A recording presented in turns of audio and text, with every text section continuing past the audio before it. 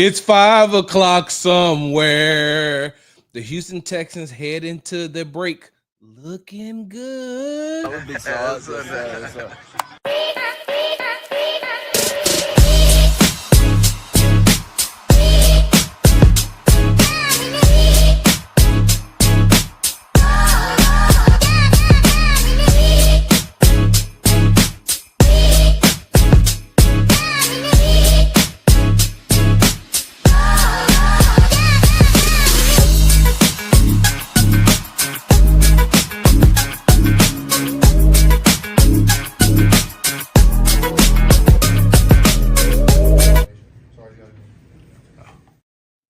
Why, yes, I do, Mr. Stroud. I do have something. But first,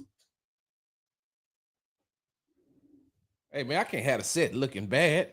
I cannot have my set looking bad. Y'all expect a certain type of decorum from Big Sarge, right? So I got to make sure that I got everything together. Give me 1 second. This is what I love about the Texans. Oh, we fly Gucci. Some of y'all too young to remember that. Hey, what's going on, y'all? Welcome to the Texans Happy Hour, sponsored by Hall Family Estates Wine Company. We got us a sponsor. Make sure you go to www.hallfamilyestates.com. Make sure you tell them that Big Sarge sent you. Pretty sure he'll give you a discount. Now, I ain't got no discount code yet, so hold on for a second for going over there looking for some discounts. Yeah, because you know how we do it. Hey, man, Sarge told me to come over here, man. I mean, I know Sarge. I've been knowing Sarge for a long time, man. I've been supporting Sarge and listening to Sarge. All the while, you over there trying to grab the most expensive thing because you waiting on the discount because you know Sarge. He may give you one. He may not. I'm working on a discount code. I'll let you know about that later on. Once again, you tune into the Texans Happy Hour. Make sure you follow me on the app formerly known as Twitter at Big Sarge Sports with a Z at the end. Follow me on the Tick and the Talk at Big Sarge Media. Make sure you are subscribed to the Texans Tailgate Talk podcast, available wherever you get your podcast from, and the Texans Tailgate Talk, all one word, YouTube page. And make sure you're following me on Instagram at Big Sarge Sports with the Z at the end. Because, you know, we do everything for the gram. What's up, Alexis? What's up, Queena? What's up, J-Rock? What's up, Lee? Hey, Queena. I'm in the building, right? I'm in the building. Hey, look, what did I say? I'll do that a little bit later on. Well, what did I say, Queena? Didn't I say that I was going to make you a promise on consistency, right? Didn't I say, hey, you ain't got to worry about Sarge. Now the Texans Tailgate Talk YouTube channel is up and available. You ain't got to worry about no consistency because I'm going to be consistent, right? And so now I'm going to ask you all a favor, right? I know you just used to it being me, right? I know you just used to it being Big Sarge. Hold on for a second. I had to have me a drink. I know you all are used to it just being me, but we got company today, okay? So I don't need y'all to show out, all right? We got company. We got good company too, okay? We got good company here. So I don't need y'all showing out. Hold on 1 second before I introduce him. Let me go. There we go. Let me take that down so people can see your face. All right, listen. We got company, y'all. Y'all act right, okay? He gonna be here. He here for a good time, not for a long time. So let's act like we got some sense, okay? We got company today. We got Brandon K. Scott, Sports Radio 610's own Brandon K. Scott, and host of the B Block podcast, right? I got that right, B. Scott? That's it. That's the B Block podcast. Make sure y'all check me out. Hey, I like how you started this thing out, letting people know, hey, we got appearances to keep up around here. Let me shut this door.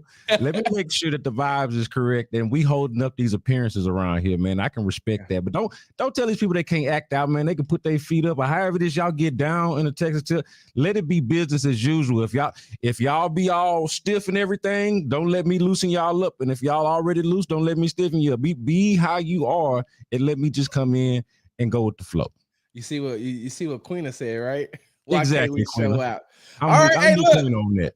Look, because like you're not a first, you ain't a visitor, but you a visitor to the happy hour, right, B? And so you've been on, you've been on Sports Talk with Big Sarge. You've been on with me when I was on that former show.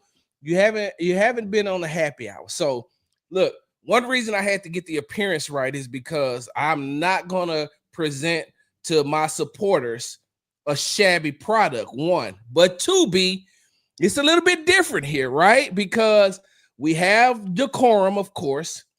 We got some sense, but this is the happy hour.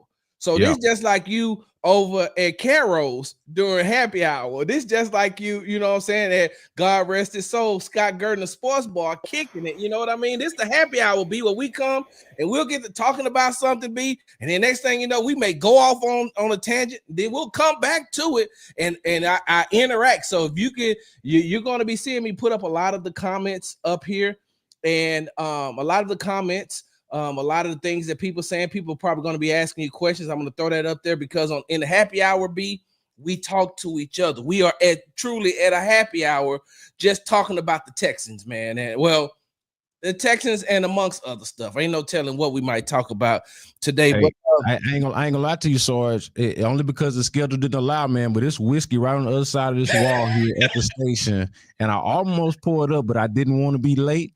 And so I withheld, but it's whiskey. Like if I really wanted to be with the vibes, I could go over there and pour me up a little bit. But we're gonna keep the decorum with the happy hour straight. And look, Queen said we be a little buzzed and petty too. We do. And you know what, B? Okay, so hold on. Let's get we got to get the these things out first. B, can you introduce yourself to some of the people who may not know who you are, which is very hard to not know B. Scott, but can you introduce yourself real quick? Well, B. Scott, Brandon Scott from Sports Radio 610, but as Sarge mentioned, the B Block podcast as well, something that I'm doing on my own, but I'm on Sports Radio 610 twice a week, was on earlier today from 4:40 to 5 on the drive, and then I'm on Tuesdays as well for a full hour from 11 to noon. So you can catch me on the radio Tuesday and Wednesday, and you can catch the podcast on Tuesday and Thursday, even though I've done Wednesday the last couple of weeks, but that's here nor there. Just check me out on social media. Find me at Brandon K. Scott, and you can always be up to date on what's going on. B, you got to go available wherever you get your podcast from. Where you get your podcast from. Hey, I have not nailed that as well as you have, man. I enjoy watching you do it as much more than I enjoy impersonating it, but available wherever you get your podcast from. All right, B, before we even get to talking about the Texans, man, before we even start talking about our day 2 observations for mandatory minicamp, right? Before we even start about that, B, you are a music connoisseur. Not only are you a music connoisseur, you're a trap music connoisseur. You love some trap music, some drill music, some H-Town music. You know, you may dibble and dabble in listening to this and dibble and dabble in this, but I really value your music opinions, right? The things that you have to say about music. Have you heard the Carter 6? I have not gone through the whole thing. I've only heard dropped in and out of it. And I got to tell you, man, I was on the radio last week when the producer who was around my age, like come up like under the Wayne era, you know, like teenagers when Wayne really became Wayne. And so it's like real special to my generation, especially those that can just really remember Wayne at his peak. And he dropped in my ear during like mid-segment or right as we was bumping in from a commercial into a segment, right? As I'm trying to gather my thoughts for whatever this segment is, he goes, that Carter 6 dropping, man, you go jail that. And I was like, man, that's not even where my mind was at. But even like as he was saying it, I thought, this is a far way to come where my maybe top 3 favorite rappers of all time is dropping a project, and I'm not in a rush to go find it. I'm not in a rush to go listen to it. I'm going to listen to it, and I've listened to some of it, but like to sit with it all the way through. And you know how you really do, like if you're really a music person, how you might sit with an album twice or 3 times in like 3 different settings. Maybe you listen to it in your car the first run, headphones the next run, background on the speakers in the living room, the next run, because it sound different and it hit different depending on how you're listening to it and the setting that you're listening to it. And so I'm one of those. And even then, man, I was not in a rush. And I got to say, the little that I've heard and certainly the commentary, which we know can be extra and beyond what is necessary. But between the two things, it's made me a little bit less inclined to check it out.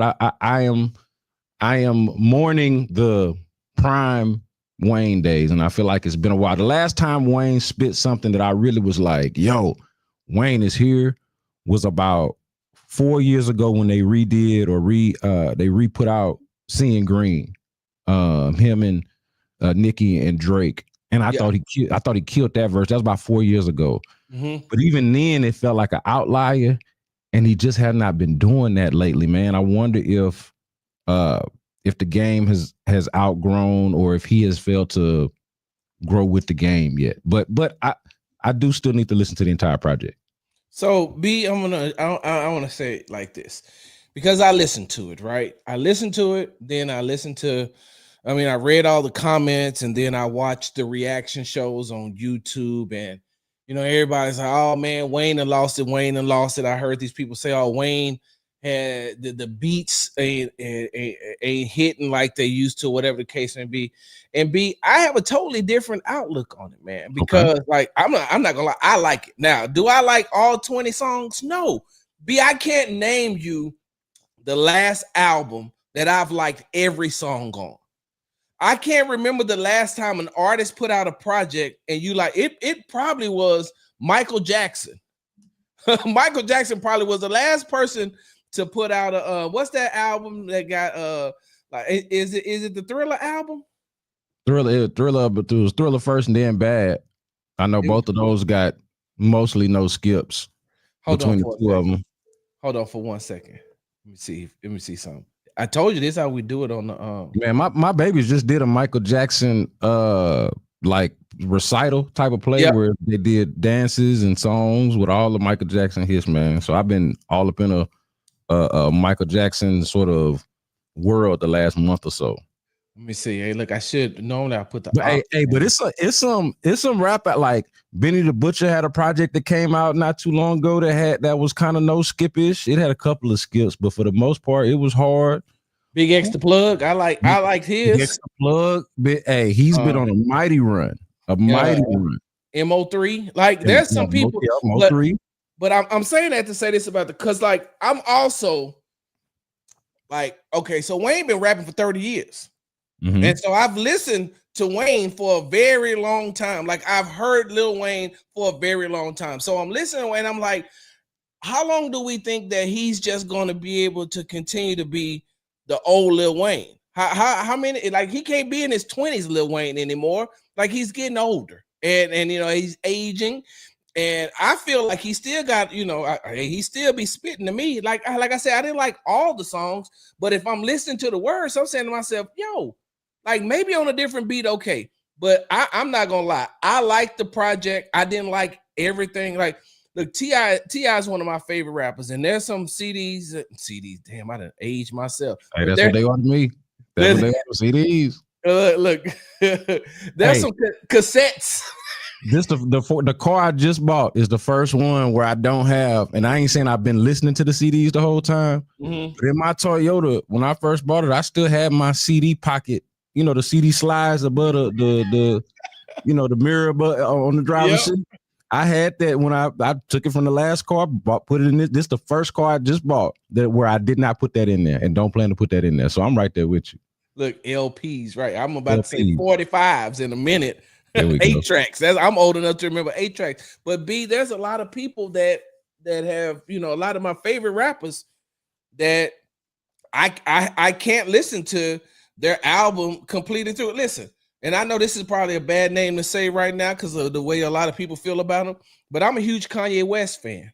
I can't listen to Kanye West. I can't listen to his albums all the way through. There's some songs I'm going to skip. So that's just how I feel about the Lil Wayne, But I just want to make sure I got your. But you know what the problem is, and I think we can really agree on this part because you and I talk a lot offline about how social media and just how media in general can kind of cloud a message and things like that. Yeah.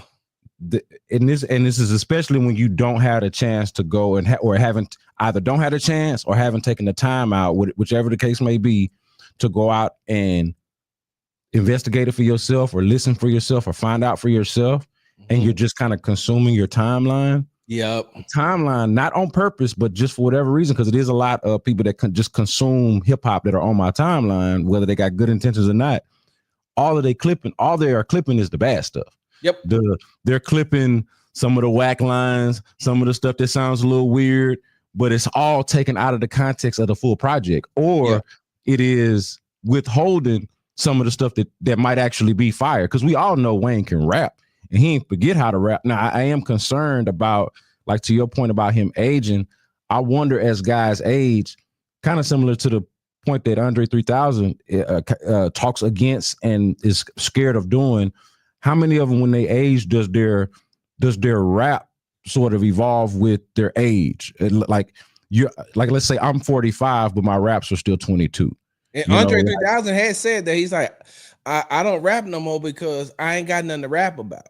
Like, what am I going to, like, I'm in an era of my life where, like, y'all don't want to hear about my life, and I don't want to just get on there and just fake it, which is one of the reasons why, like you said, Jay-Z stopped doing that, stop rapping like that. And, he'll pop in every now and then.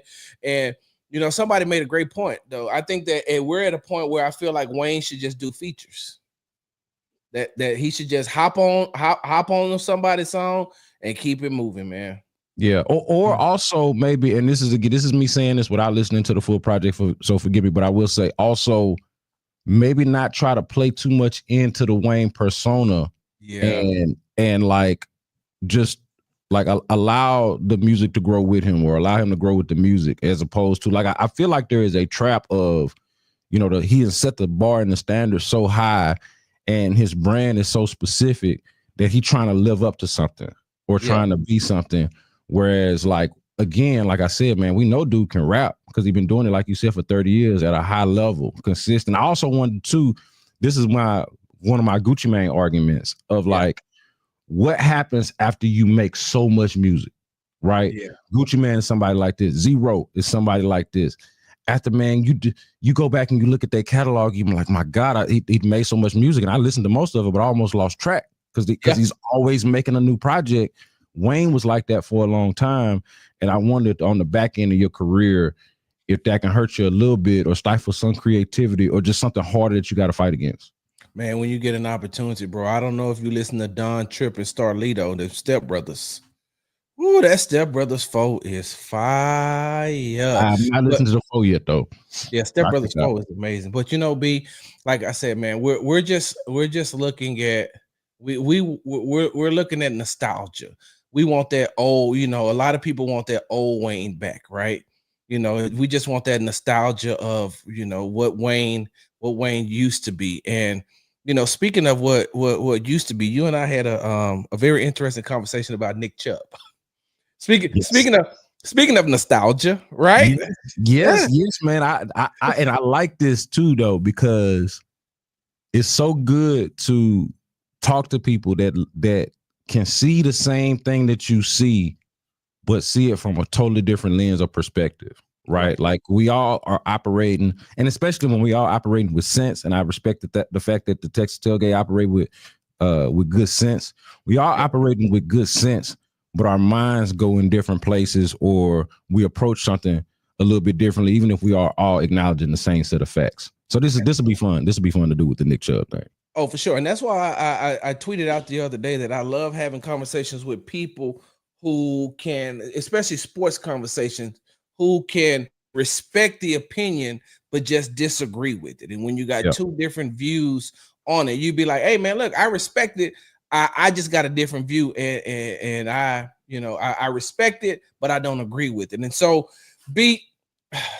and I'm going to let you go first, because you kind of, listening to you kind of changed my mind. But being out at Texans minicamp for the last 2 days and being able to talk to some people behind the scenes, I think you're going to be, kind of surprised about what I say, but I'm going to ask you first. What do you think about the Houston Texans signing Nick Chubb? I just think that they raised the floor of the running back room. To me, to raise the potential of the running back, the ceiling and the floor, honestly. Like, to me, the way I looked at it, and I know a lot of us have made this comparison because it's such an obvious comparison to make if you were covering the Texans, following the Texans, whatever it is, just a year ago. They make the deal. They bring in Cam Akers. Mm-hmm. And Cam Akers ends up being, for the most part, a non-factor for the Texans before they end up trading them. Like, that didn't do a whole lot for the team. And so I thought, on the low end, worst case scenario, this is exactly that. The exact same thing happens with Nick Chubb that happened with Cam Akers, even if it's not like they trade him to a former team or whatever. Like, maybe he doesn't make the team. Maybe he gets cut during the season. Who knows? Any of that can happen. To me, that's the bottom worst case scenario with Nick Chubb. And to me, that's not that bad of an outcome considering what he's been through and where he's at in his career. Like, it's very possible, and I think we're all acknowledging this, because how could you not? It's very possible that the guy's cooked. I don't mean that disrespectfully. I just mean that in terms of reality, man. MCL, ACL, catastrophic injury 2 years ago, breaks his foot last year, and plus it's already a guy that got plenty of miles on him. Right. Even before that, right. Been a high level player for a long time. Even going back to college, was a stud at Georgia. Right. Yep. So Nick Chubb been that dude for a long time. It's quite possible that at age 29, it's over with.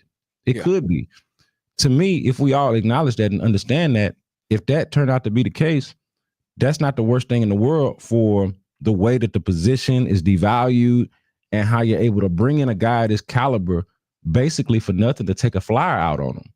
And so my point about the Cam Akers thing is none of us have really thought about that or talked about that until this Nick Chubb thing came up, because it was out of sight, out of mind, almost like it never happened. Like it never happened. Texans still won 10 games, still won a playoff game, still look like they're in a similar position to do something like that this year. So I don't think whether it works or doesn't with Nick Chubb is going to change how we view the Texans right now in terms of being a possible 10-win team. Maybe a little more, maybe a little less, but somewhere around that. That's what I picked them to win.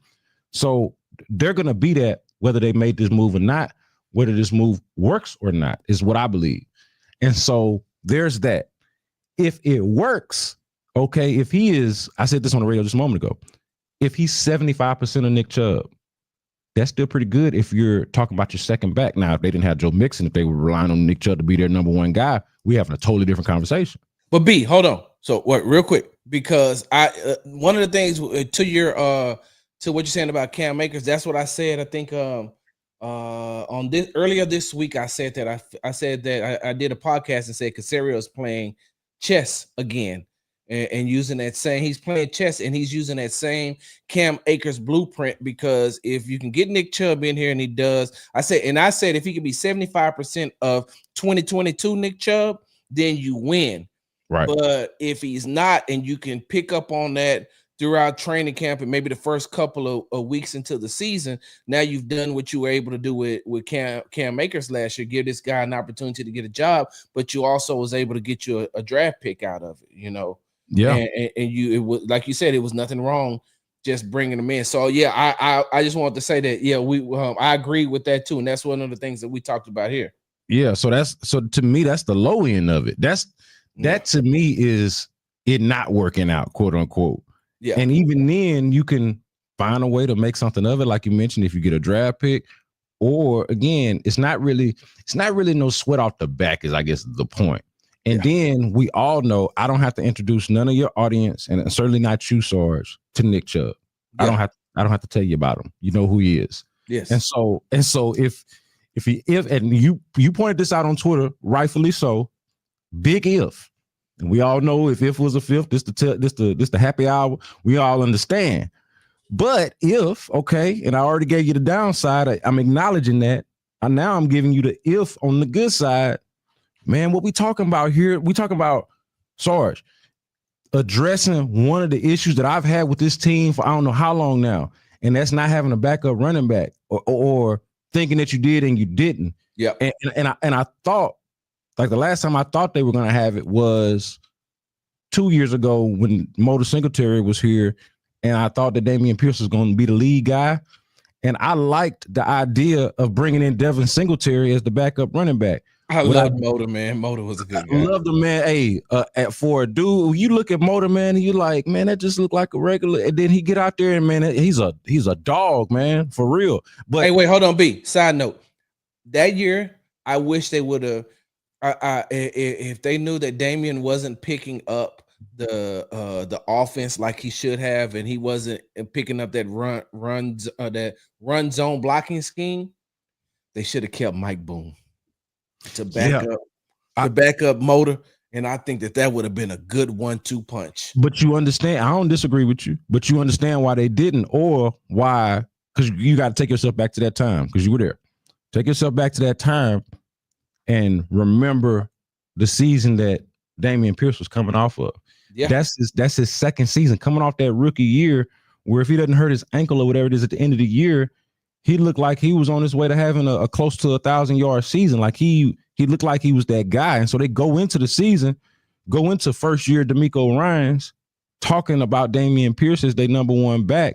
And it did not work that way. Like I don't think they were thinking in terms of, we need to have the proper backup to Motor.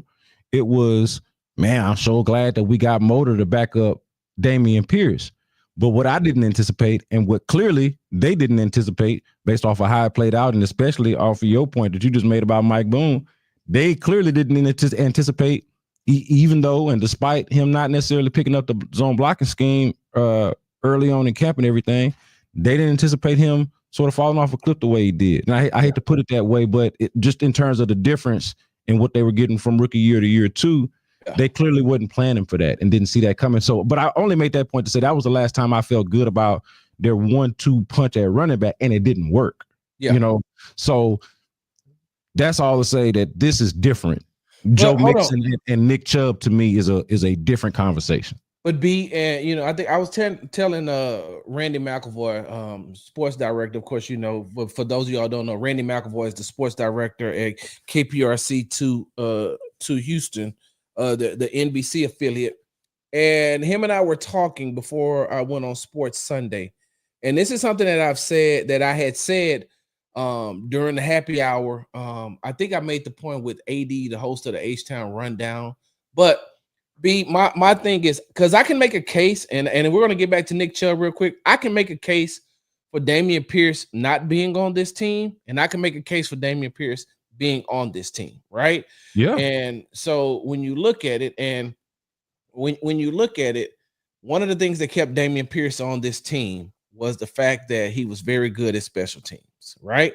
He's very good at special teams, but now they went out and they got them some guys that can play special teams. They got some guys who can play on the kickoff return team that can get you, you know, the production. They may not get you the full production of what Dameon was able to do, but they have some guys that could you know, get you the production. And so now that leaves Dameon Pierce vulnerable to being cut.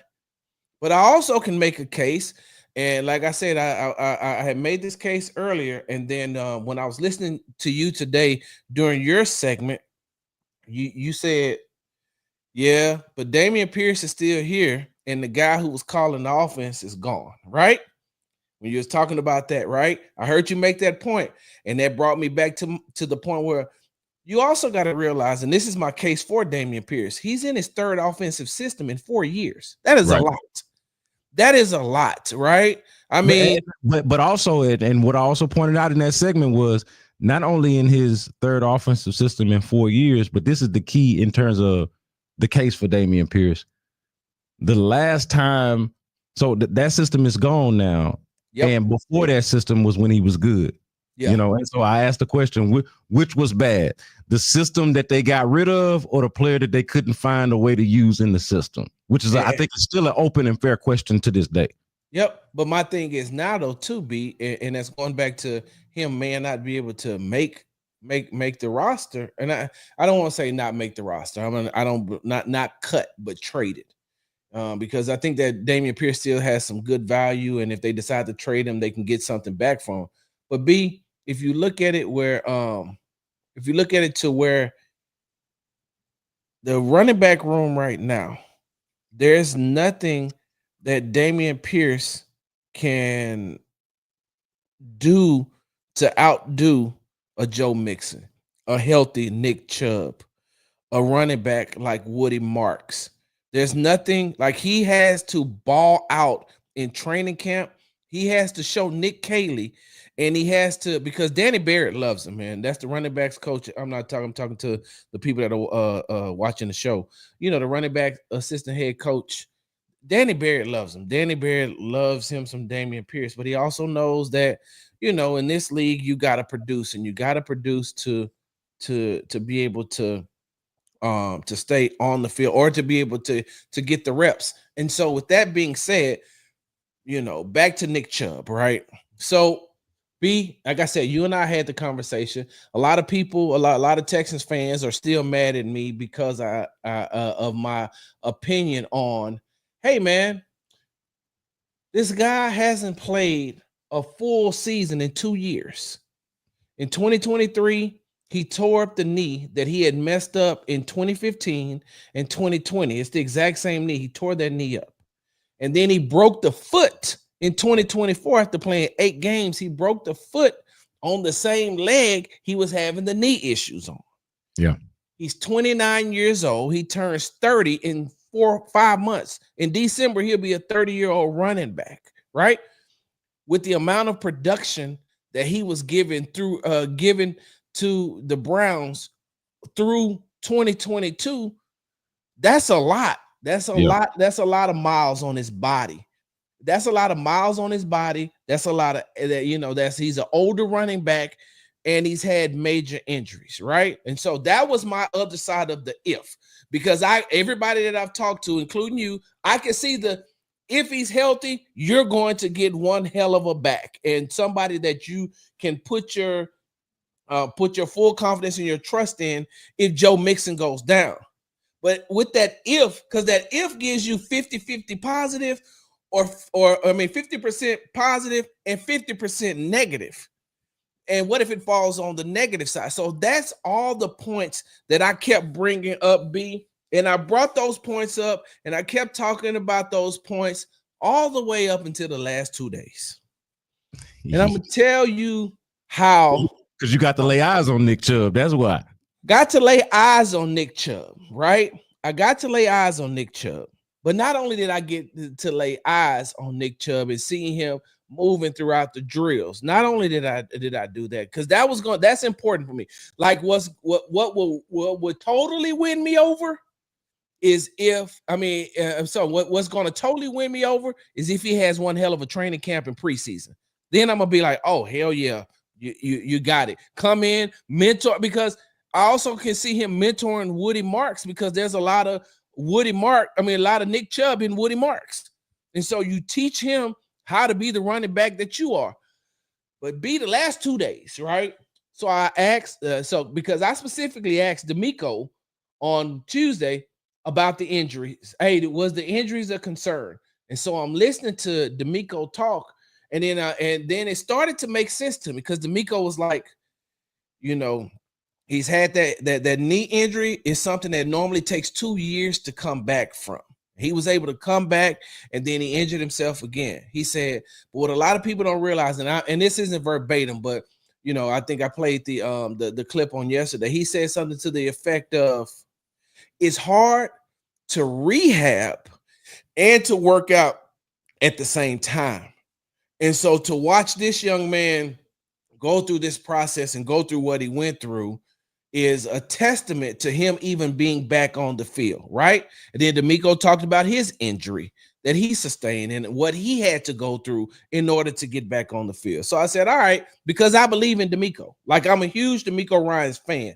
I believe in D'Amico, and you know this because you know what kind of person he is away from the podium. You know what type of person he is away from being head coach of the Houston Texans, D'Amico Ryans. So I trust D'Amico. And then on Wednesday, we had an opportunity to speak with Nick Chubb, right? And you know me. Hey, one of the first questions I asked was about that. Give me a second, B. I'm gonna pull up the transcript. And this for the audience too, because I heard it. Yep. So I was there with y'all on Wednesday, wasn't there on Tuesday. But when I'm not there, the first thing that I go do is check out that FTP, which is the video and transcript that they send out. And I know all y'all voices, of course, because I know everybody. So I'm picking out the question. Even when you can't really hear the question, I just hear a little bit. I know who that is. I'm yelling, that's Sarge, that's Greg Bailey, that's Aaron Wilson, that's whoever, right? So I'd already heard it. This for the audience though, for once you put it up. But you did a good job, because I thought while you finding it, you did a good job of asking literally the exact same question. Like, you don't have come up here and have a take that you're not willing to come on the back end and answer for it. Like, this is my opinion. And now that I got the people to bring that kind of bring that idea to, I'm going to ask them in a non-biased way. I'm going to ask them an objectively fair question about this objectively fair opinion that I have, and let them speak to it aside from me just giving you what my take is. So I appreciated that your question was very consistent with what your critique was. And it's because I tell people, I'm like, look, if I say it, I believe it. I'm not trying to use no clickbait. I ain't trying to do no hot takes. I ain't trying to pick up no subscribers, no fault, none of that. If I say it, what I say is I believe it. And I had to tell one of the guys on Twitter. He was like, yeah, Sarge, I need you to keep that same energy when you talk to Nick Chubb about how you feel. I was like, do you know how the media works?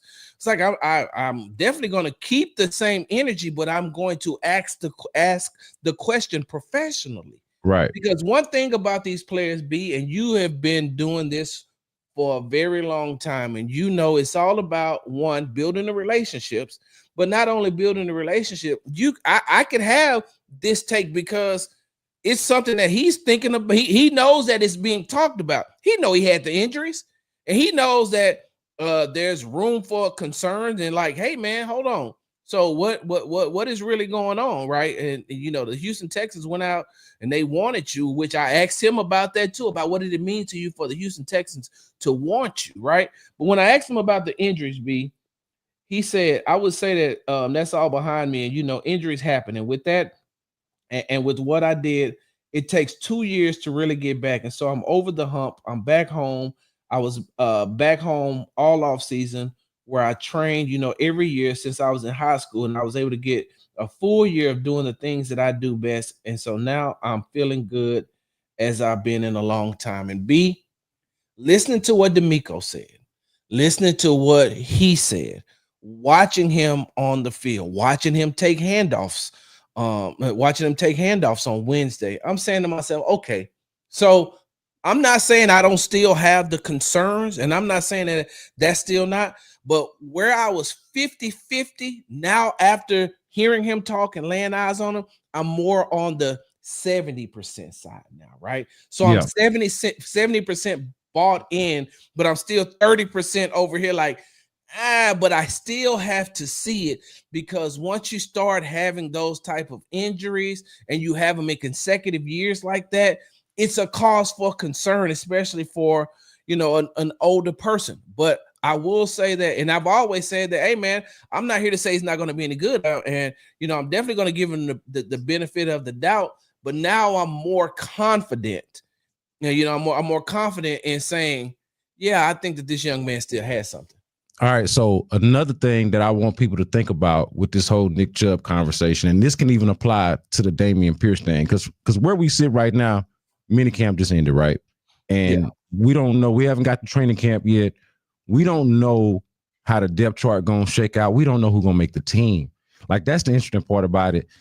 Everybody we talking about could play a role, could score touchdowns for the team, or they could not make the team at all. Like, it's that big of a variance in terms of the possibility. Especially on the offensive side of the ball. That's what I'm talking about. But this is a point I want to make about, I'm going to use this term. I want to make a point about recalibration.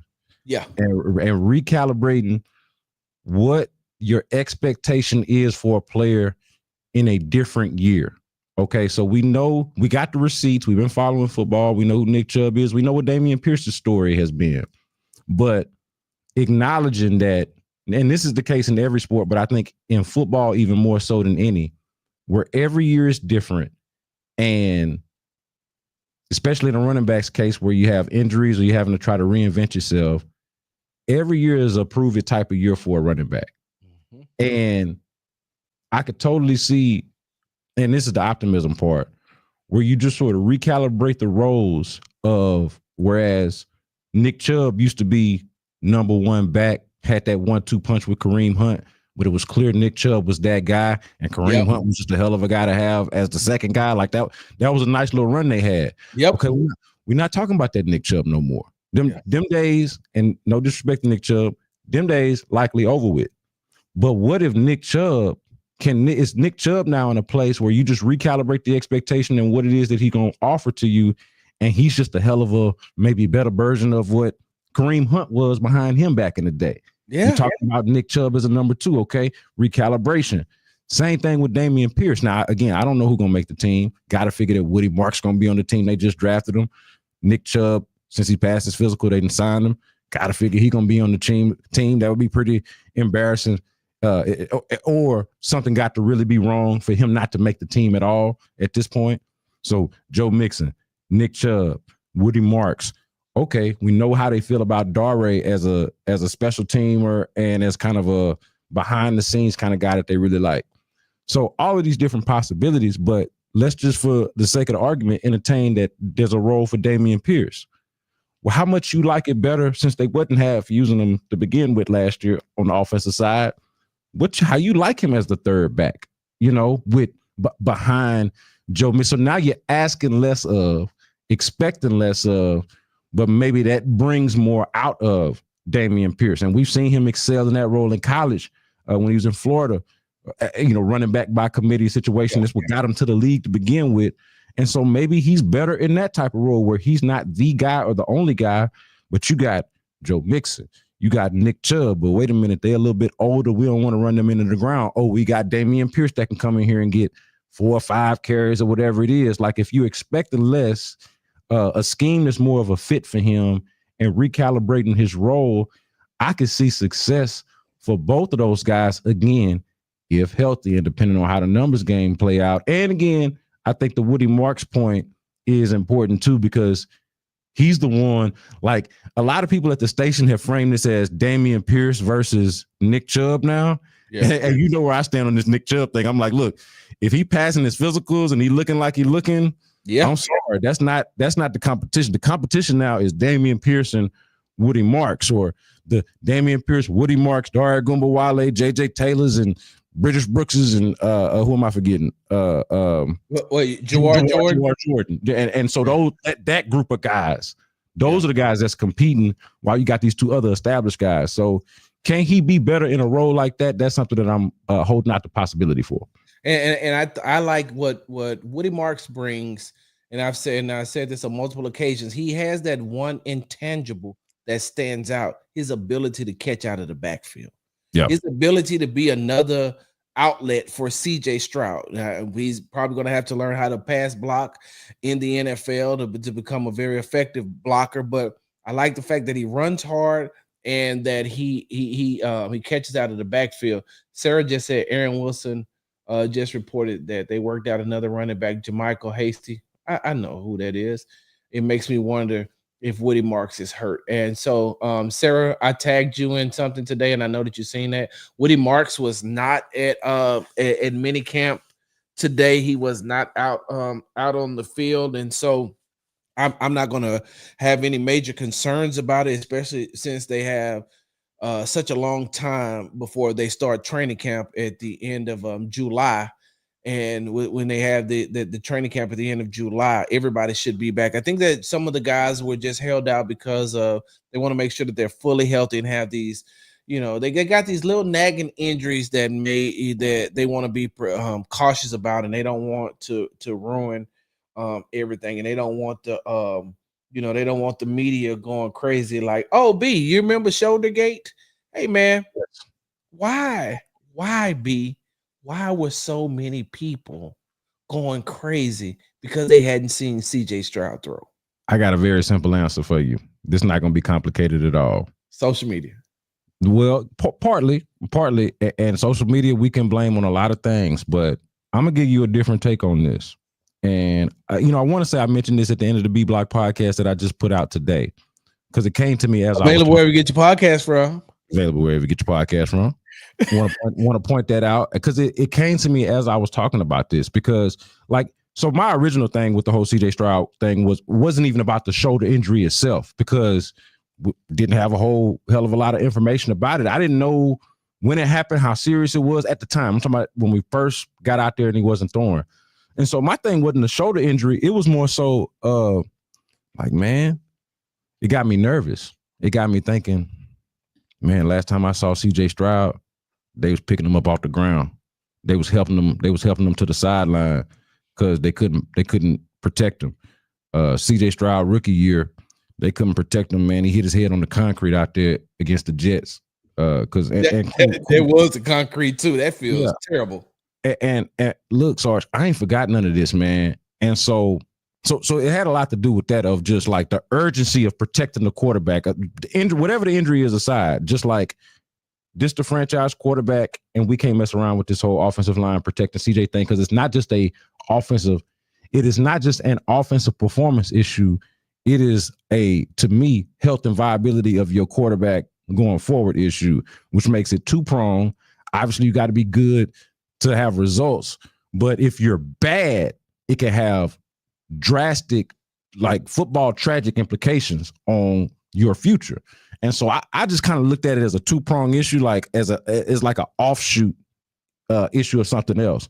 But I say this specific to CJ Stroud and the reason why this was important, okay? And this is whether the injury was significant or not. The injury was a paper cut. The urgency around talking about this and the reason why so many, myself included, fixated on this is a credit to CJ Stroud. It is a credit to the player that CJ Stroud is. And let me explain that to you. Yeah, because you got to break it down to me like I'm in the fourth grade, B. If it show you how good he is, how important he is. So we've been here for name your least favorite quarterback. And I don't want to call none of them guys out because I don't mean it's disrespectful to them. But if this is the quarterback of the 2021 season or the quarterback of the 2022 season or just Davis Mills, you can call him out. He's still on the team.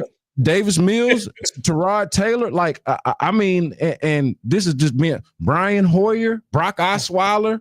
And what did they call it? What did they call it? Something cat. What did they call it? When they had Driscoll out there. Yeah. The Driscoll cat. Jeff Driscoll. You see what I'm saying, Sarge? This is the history here. And I'm not schooling you here. You know this. I'm just reminding you. This is the history here. Okay. If it's any of them cats, shoulder shrug, sore shoulder, and that sound kind of rude and inhumane, and I don't mean it that way. Even though sometimes when you talk about this game, it can be a little dismissive of people's humanity. That's not what I'm trying to do here, but that's reality here. If CJ Stroud wasn't worth a damn, if CJ Stroud wasn't in so many views, in so many people's view, a top 10 quarterback, top 7 quarterback, that type of talent. But you remember there was a offensive rookie of the year type of guy. Like, this is who CJ Stroud is. And so, and if I'm being honest, the names that I rattled off show you, okay, I understand 4 was here, 8 was here, Schaub was all right for him, but it show you how very little experience this fan base has had, I think, and the media too, with a quarterback of this caliber, because the smallest thing happened to him and we perk up like, oh, wait a minute, because this now is the difference.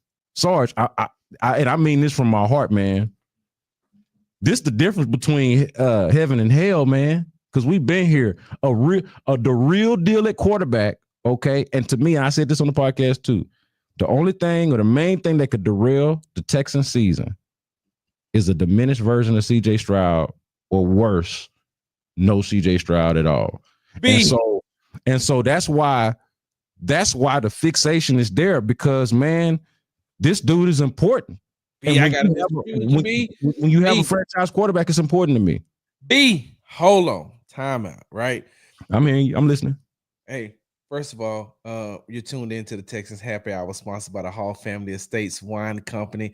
I have Brandon K. Scott from Sports Radio 610 and the host of the B Block podcast joining us today. B, I gotta disagree. And let me tell you why I disagree, B, because if I'm working for a company and we just got a meeting that is not mandatory, I don't care if the CEO show up or not. I don't care if the CEO don't show up. I don't care if the president don't show up. Hell, I don't care if my supervisor don't show up. You know why? Because the meeting isn't mandatory. But if that next week they say, hey, we're going to have 2 meetings on Tuesday and Wednesday. These meetings are mandatory. 100% attendance is required. So if I walk in there and everybody's in there, and then I see the CEO or I see the president or whatever the case may be, and I'm sitting in there because these are the guys who run the company. I'm like, okay, so cool. They here. Now this means something, right? This means a little bit more than this voluntary meeting about smoke breaks. Like voluntary OTAs, that's about smoke breaks, right? Mandatory minicamp. Now we got to talk about HIPAA laws. We got to talk about, inappropriate things you're saying, and HR is leading this meeting. You got inappropriate things. Like these mandatory meetings, they mean something. These voluntary meetings, they don't really mean nothing.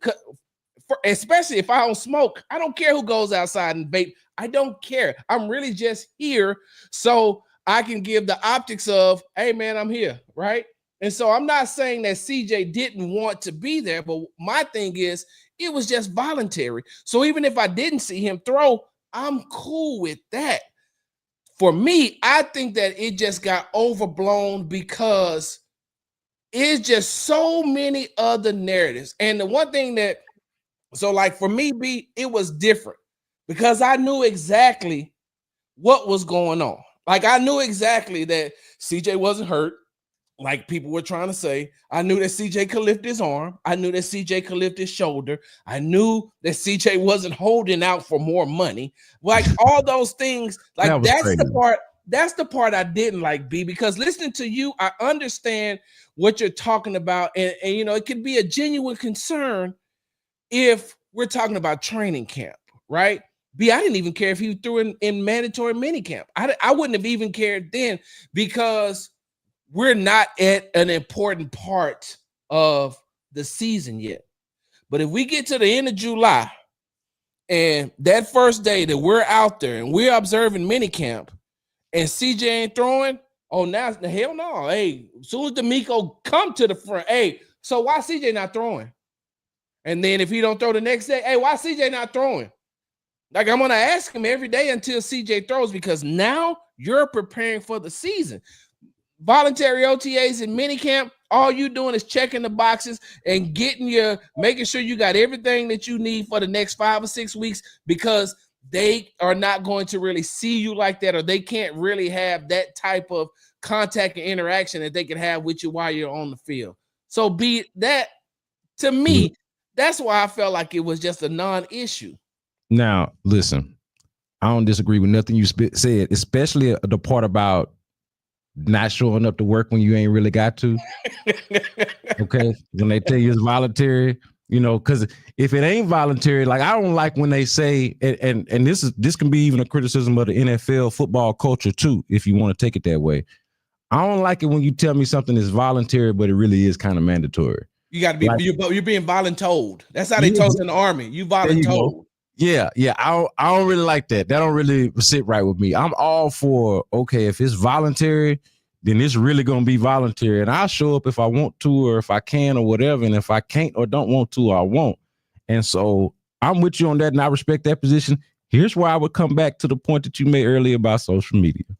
And I like that you made this point and that you came from it from this perspective because, and you know this because we talk offline, but one of the things that I respect and admire about your position is that you get to be your own man and you don't have to worry about the way that the wind blow. And I'm not saying that that's what I was doing because I really believe what I just said to you, but I will point this out.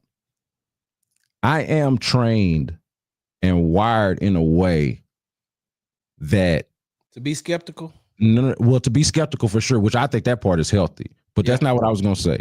I think healthy skepticism, not cynicism, but skepticism is a good part or a good quality to have in this business.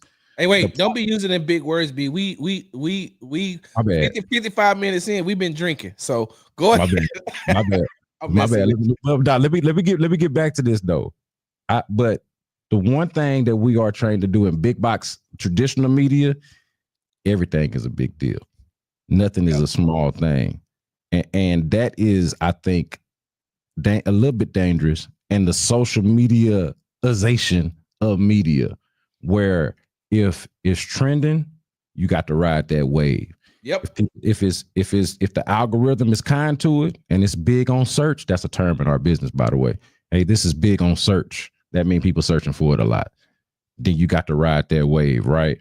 And that is a reality in this business that is not always healthy and does lend itself to some over conversation, like overreaction to some conversation. I think that that's part of it. Now, in this case, I just truly happen to believe that any story related to the quarterback is, regardless if we disagree on how big of a deal, and you had an understanding kind of behind the scenes of what actually was going on.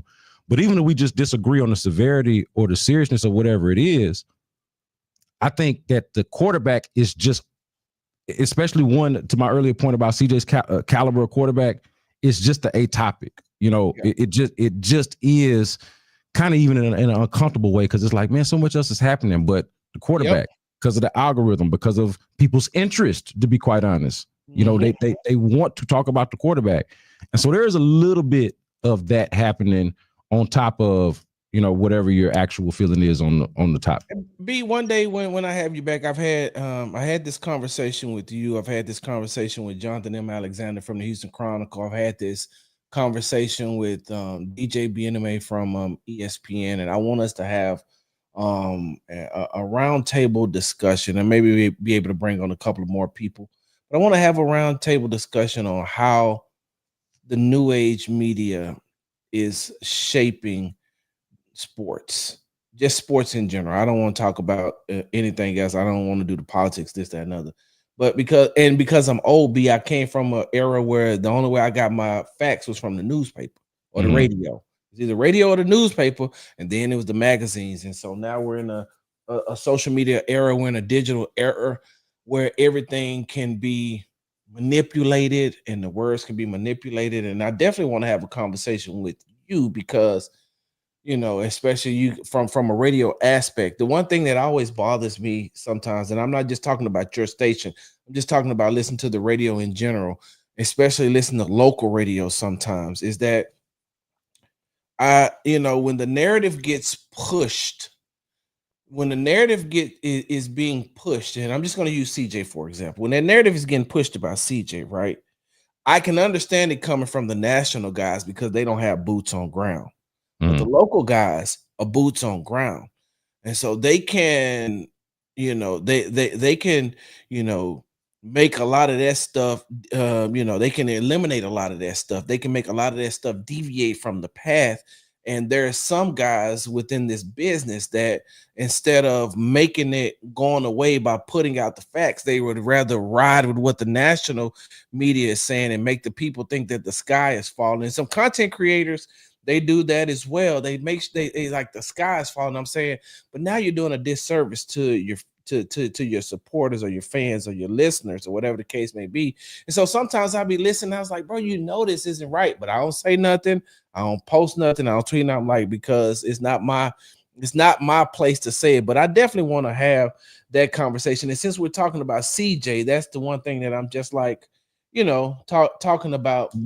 There was a lot of things that I just kept hearing. I was like, one, you got boots on ground, but then two, you also got to put your boots on the ground in order to be able to report it, because if you're not, then you're just aggregating.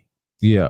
Well, a couple of points on that I think are good. For one, like, with me, and I told you what my angle of it was less so, and I think the conversation just got out of hand, but in the beginning, I tried to establish it the way I did just now with you of, hey, this is an offshoot. This is a launching pad to a kind of a different conversation that is correlated, related to this, but not directly. Like, he not sore because his pass protection is bad. It's because of his, you know what I mean? Yeah.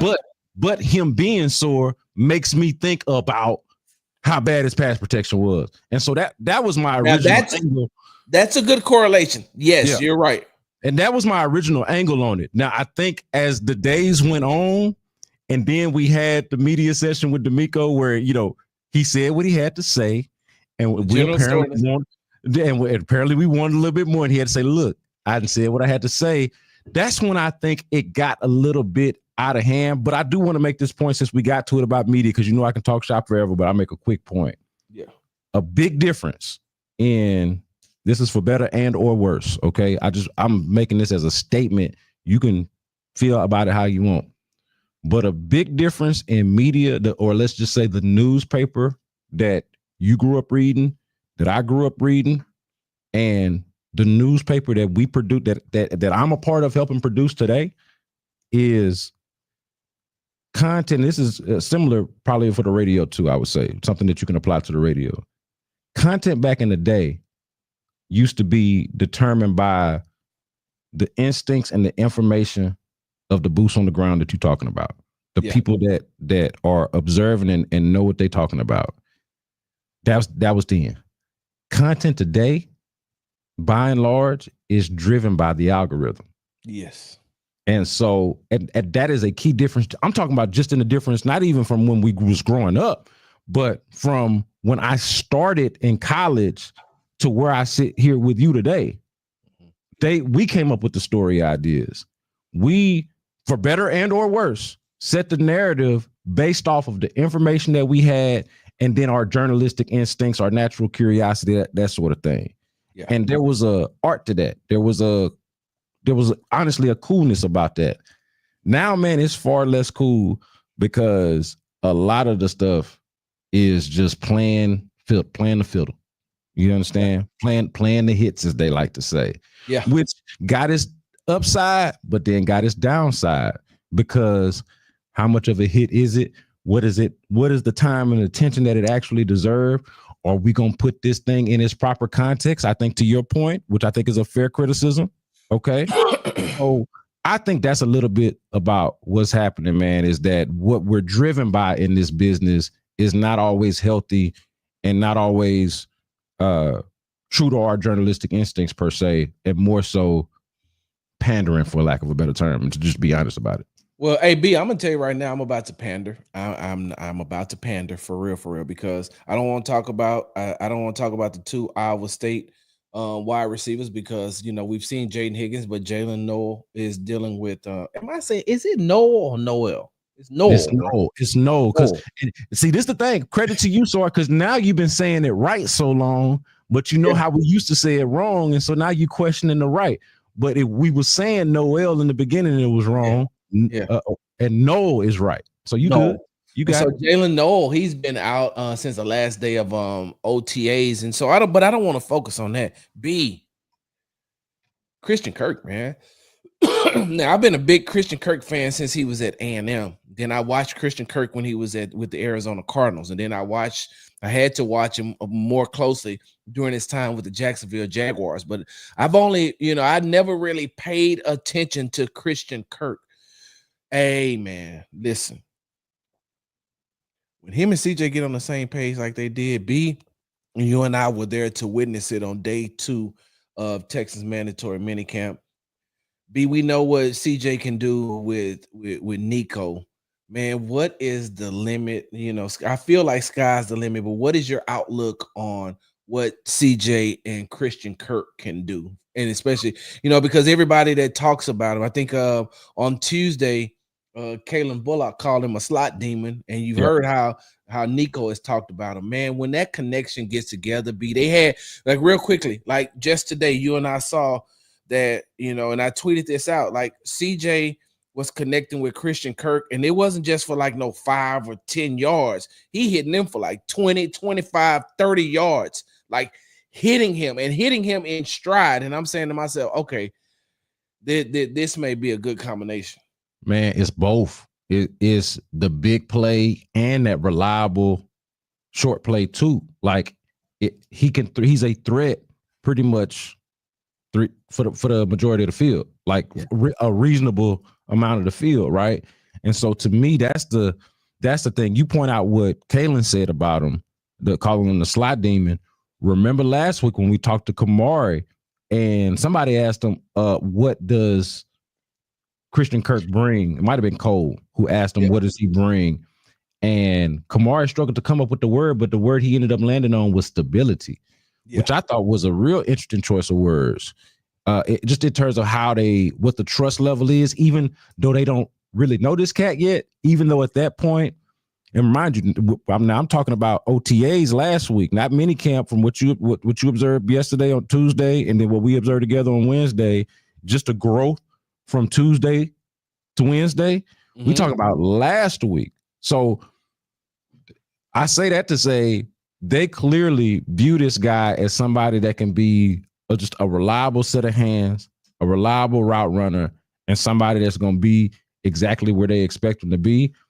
Christian Kirk is the one guy who, and this was without even talking with any of the people that we know over there at the Texans, and just kind of spitballing on the radio when had to been, when free agency first started.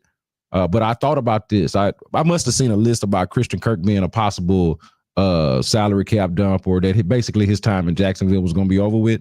Yeah. And I thought, well, wait a minute. Hold on. This is before they got him. I said, man, look, Christian Kirk sounded like the perfect fit, like the perfect remedy to the Texans wide receiver issue, a question mark, or whatever it was at the time that you could have said about that group before they brought in Kirk and before they drafted these guys out of Iowa State, when it was looking a little, I don't know. I don't know exactly how much is there. I said, man, Christian Kirk, a dude that you need to go get, Now they don't need my advice. Damn sure don't need my advice. And I doubt seriously that they were listening, or at least listening with that type of ear. But this was just an example of me having good sense and them having good sense, because it did not take rocket science, just a little bit of good sense to say Christian Kirk, still good and still an asset, and another one of those if healthy, right? And from what we understand, his body is right. Okay. And so that's the only question mark with Christian Kirk over the last couple of years is health. Yeah. And so I think that, I think I mentioned this to you offline that, I'm not or I should say, I'm not closed-minded to the idea that your slot receiver could be your number 2 guy. Yeah. Now Jaden Higgins is making plays in a way that make him look like, he is primed for a spot like that, and we'll see. But just where we sit right now with these rookies having not proven anything yet, and I'm open to them doing that.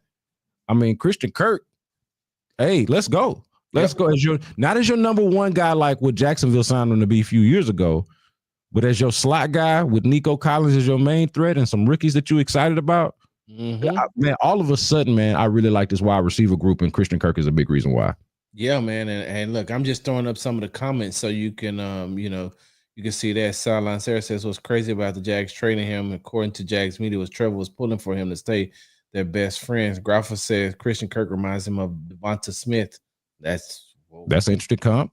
Yeah, that's what does it say about Trevor Lawrence if CJ can make Kirk a real time? He means threat. Now, look, you ain't finna find me waving no pom-poms for Trevor Lawrence, but I will point out when Christian Kirk was healthy that first year when he got there, he was pretty good. And the Jags did pretty good. Now, this not no commentary on Trevor Lawrence, okay? Who give me CJ Stroud personally, but every day, all day, twice on Sundays. But to this point, okay, at the risk of giving Trevor Lawrence a little bit of credit, when Christian Kirk was healthy, that looked pretty good. Yeah, for sure. Yeah, man. Hey, look, and B, I'm not going to hold you too much longer, man. I got just a couple of more things that I want to talk to you about. One that I know you're going to want to talk about because your guy was in the building today. Your guy was in the building. You know how much I listen. I heard the segment on how much he really respects you and how much he really likes you. He does. And I want to pat myself on the back though. Before I start giving you props, I gotta prop myself up first. You know what I'm saying? Like, hey, in the mortal words of the great Negro poet Terrell Owens, hey man, I love me some me. So with that being said, hey man, all I'm gonna say is I was able to get JJ to talk to the media today, man. We're talking about former Texans great. JJ Watt was in the building today. He observed minicamp, and when we were standing there talking outside of the gate, and when we seen D'Amico, we looked over, we was like, hey, who's the big white guy? Oh snap, that's JJ. Yeah, like, I remember I said exactly, is that JJ Watt? JJ Watt. And almost like we surprised to see the Texans legend at the Texans practice, but we weren't. There was no word about him being there, and we weren't necessarily expecting him. So when you look up and see JJ Watt, it's like, oh, there's JJ Watt. So yeah, man, it was cool to see him in at the practice at the facility. And yeah, man, I had a little emergency there where I didn't get to be right there with y'all when y'all got to talk to him there at the end, but did get to dap him up right there on the sideline. Had not seen him since, I guess, his last time I saw JJ Watt would have been last year, so 2024. At his charity softball tournament, or not tournament, but charity softball game out in Sugar Land. At the Space Cowboys, formerly the Skeeters stadium out there in Sugar Land. Do they still call it Constellation Field or Constellation, whatever they call it? Anyway, that's where we saw him at last time I saw him anyway. Yep. And if you remember, that was the day that he fanned the flames about the potential comeback. Yep, because I asked him something about it. Oh, you had the question of the year. Yeah, because hey, you want to talk about feeding the algorithm? This is an example that I will point out to you that I thought was both a part of the problem that I was just identifying, but also harmless in the grand scheme of things. Like, just something to have fun with, and one of them examples where we don't have to take ourselves too seriously. We can kind of have fun with it, speculate about it, and at the end of the day, no harm, no foul, no matter what he ends up doing. So that was one of those stories that ended up kind of morphing and having a little bit more life than it should have, but also I don't think was harmful in any way. It was just said, I keep myself in shape, and if D'Amico calls me, I'm gonna be ready. That's exactly but it's only so many times. He said it's only so much longer I'm gonna answer that phone. So we ate for almost a week off of that, man. Hey, look, we ate off them leftovers for about a week, dog. Hey, it's food at the house. Hey, look, you're gonna eat off some more of it today, off the comments he made on Wednesday, because he was asked about, even though you're an analyst now and you're removed from the game, do you still get that itch? And he was like, that itch never goes away. And he said he was talking to Hall of Fame and Texans great wide receiver Andre Johnson, and he's like, Andre and I talk from time to time, and we both believe we still got a couple of snaps left in our body. And that's why I was laughing, because one of your co-workers and our colleagues, Seth Payne, when I put that out, he said LOL, like, come on, Sarge. And then so that's why I tagged him in it after JJ said what he said. But I brought JJ up because Seth loves JJ Watt. Like that's the thing. He struggled with that, because if JJ Watt come back, man, Seth gonna have a conniption, man. He gonna be ready to go. So and so I brought him up, man, because what better person to ask about the Houston Texans? And I'm not talking about from an offensive standpoint, but you got the 3-time defensive player of the year out there watching, and also a fan of players that play his position in Danielle Hunter, and a huge fan of Will Anderson Jr. And one of the things he said was, he said, if you can get a team out here in mid-June with this amount of energy and everybody cheering for each other, and this is just mini camp, they not even in training camp yet. This ain't even a game, he said, but that type of energy basically radiates onto other players, and it radiates throughout the franchise. Radiates throughout the organization, and it radiates through the other players. And for him to just say, sometimes when you listen to some of these former players talk, you can hear the bias in their voices because they're still rooting for the teams that the team that they played for, whatever the case may be. But JJ had his analyst hat on today, and you could just hear how excited he is about the Houston Texans defense. Real quickly, B, what is your outlook on just the defense alone? Because I was talking to one of the PR guys. I mentioned this on Tuesday's show. I was talking to one of the PR guys, and I was like, "Hey, man, I can't think of another defense in the AFC that's better than the Houston Texans." And then I brought it to the to my supporters of the other Texans happy hour, and somebody brought up the Broncos, and I was like, yeah, the Broncos do got a good defense. I forgot they brought the Broncos. I think they brought the Jets, even though I think that the Texans defense is better than the Jets defense. But man, that Broncos defense. But B, can you think of a better defense that's a better defense in the AFC, at least, that's better than the Houston Texans?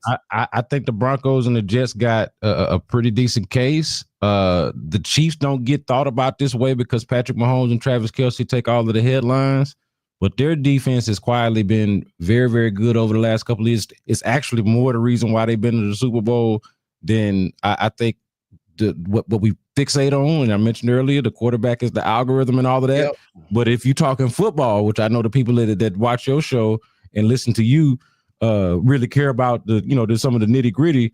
Hey man, that defense really, really nice. But to your point, man, when I was getting on the radio earlier, and honestly, I wish that I hadn't had that emergency, so I could have had this conversation with JJ Watt after the practice, because I would have.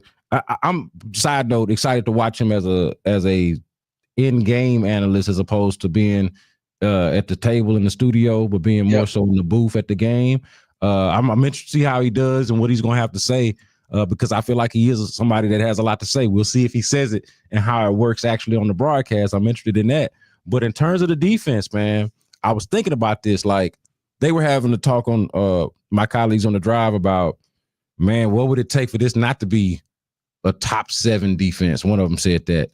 Then the next one said, man, I'm having a tough time talking myself out of them being a top 2 or 3 defense. And I was like, well, go ahead then. Let's get this energy up, because when I thought about it, I was like, man, they have that kind of potential. Bookend all-pro potential. One of them has been an all-pro. One of them is a defensive rookie of the year 2 years ago. So all-pro types as your bookend ends, edge rushers. Dogs on the inside who they're not gonna trick the algorithm. They're not gonna feed the algorithm. But if you like football, you're like watching Sheldon Rankins and Mario Edwards and Tim Settle Jr. Tim Settle Jr. Skinny Tim. What we calling them? Skinny Timmy. Skinny. There we go. Skinny Timmy. A lot of these cats you like. Okay. And then we know that this secondary, I think it's got a chance to be the best secondary in Texans history that we've ever seen. Yeah. Because Kalen Bullock is a game changer, a playmaker, has some things that he needed to work on. But man, I take all of his flaws. If you're gonna make plays like Kalen Bullock does, bring me whatever his flaws are, because the good is outweighing the bad to me. Kamari Lassiter, immediate impact player. Okay, day one impact player. Somebody that is now part of the prime example of the Texan way, what the swarm mentality embodies. Because they're coachable. Exactly. Will Anderson, Kamari Lassiter. Follow these guys. We've heard D'Amico Ryan say that. Like, if you don't know what to do, go watch him. We want you to be more like that. So I think the sky is the limit for the defense. I made this point on the radio. I said, look, okay, because they were saying, it stands out how much ahead of the offense it appears like the defense is, which we pointed out that's kind of normal when the offense is new and you just started in the offseason. Defense is kind of a little bit more straightforward, and the offense is trying to get his rhythm and timing and chemistry together. Yep. Something that we've obviously talked about. But I also pointed this out. All of that aside, the defense better. Yeah, like they're just a better unit. Like, pound for pound, mano y mano, dude for dude.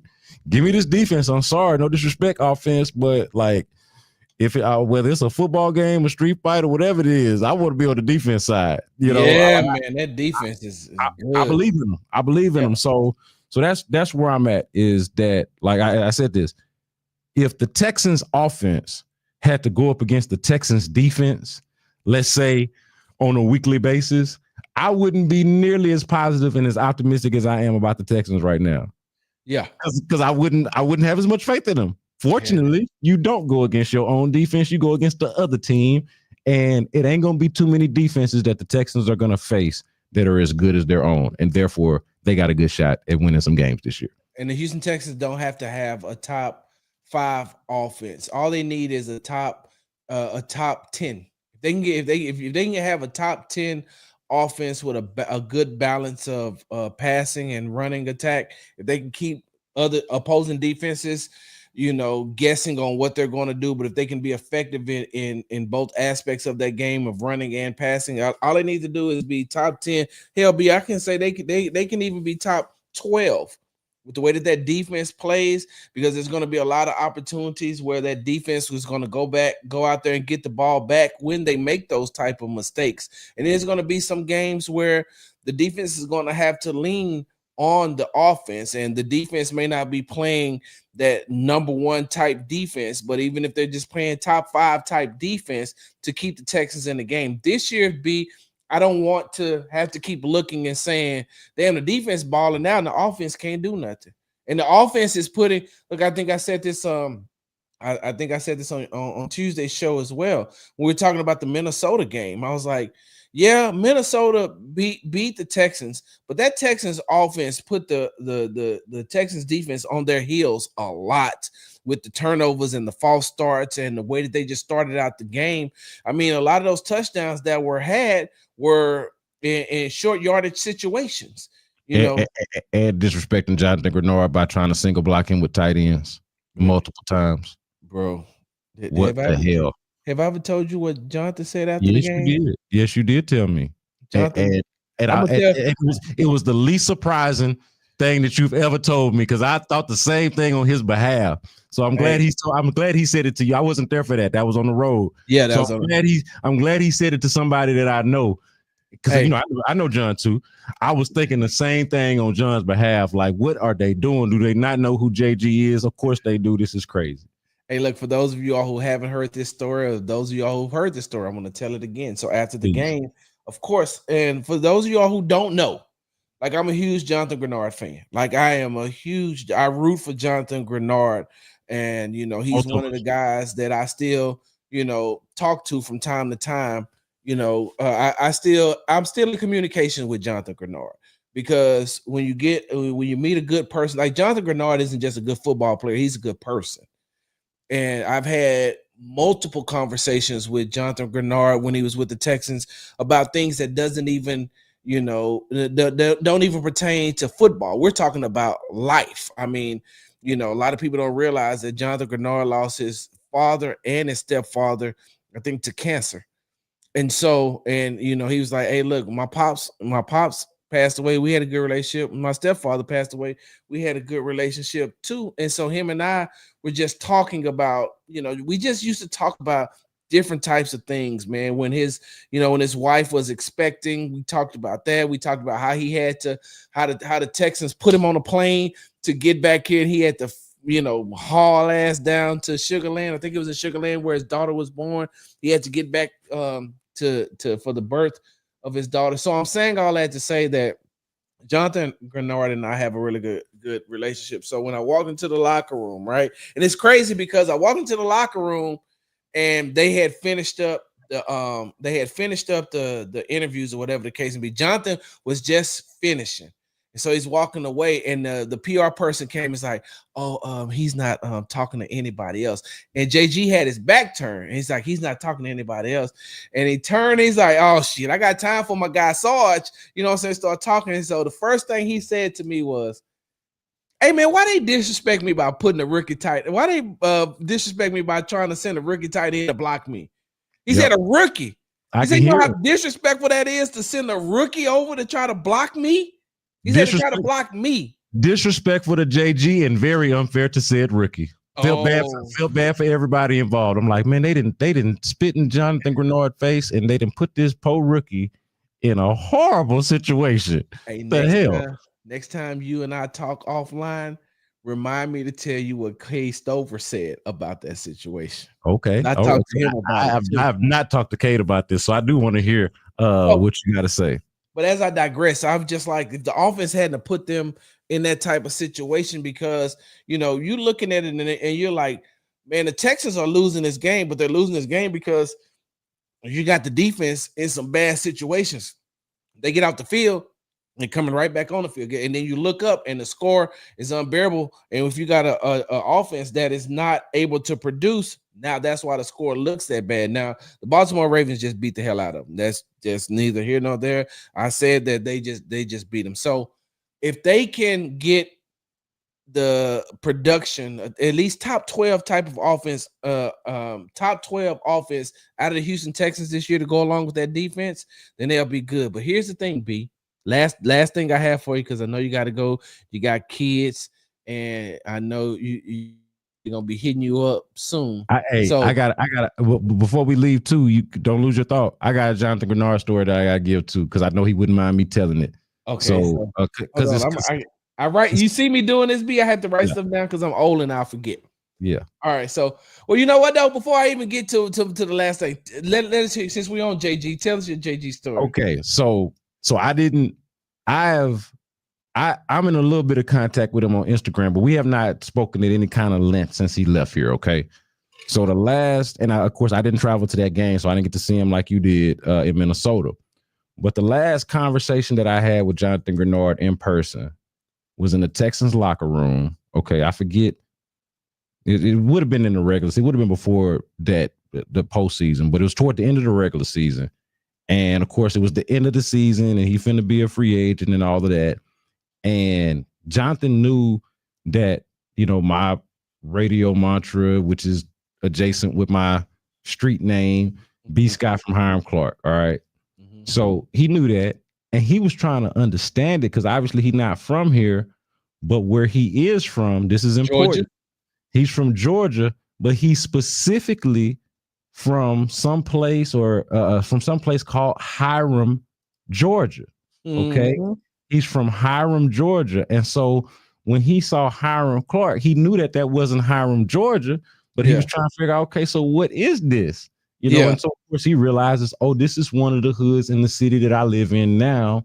And this guy that covered the team is clearly a dude from that area. Okay. Yep. And so we were having that conversation. Jonathan, again, not being from here, wasn't necessarily familiar with all of the, let's call them, underserved communities around town. Mm-hmm. So he was talking to a native, which I am, to get the game of, hey, man, I know we having these conversations. I don't know if I'm going to be here or not, but if I am, and if I get planted here, I want to start investing more into the communities, and not just any community, but the ones that really need them, or they really need the help. And so he wanted to know not just more about Hiram Clark, since it shared the name with the little town that he's from, just coincidentally shared the name from the little town he's from in Georgia. Well, he wanted to know about all the hoods and all of the areas that people don't really talk about as much, and that people, the places that they might discourage you from going to if you're from out of town. You know what I'm talking about, right? Yep. He wanted to know about those places. So if he was going to still be around, those are places that he would focus on doing his charitable efforts and stuff like that. And this was a conversation like off to the side, but something that I'm pretty sure he wouldn't mind me sharing and mind people knowing. But that's just kind of just speaking to the quality of a human being that dude was, and just the kind of the respect that I have for him. I know you obviously know him even better than I do, but we all got to be around him quite a bit. And solid dude. Very solid guy, man. Very, very solid guy. Tim Settle's that same way too, but we'll talk about that. Last thing I have for you, B, before you get up out of here, because I'm going to let you go. I'm going to probably stay in here another 30, 45 minutes because I got to get to these comments.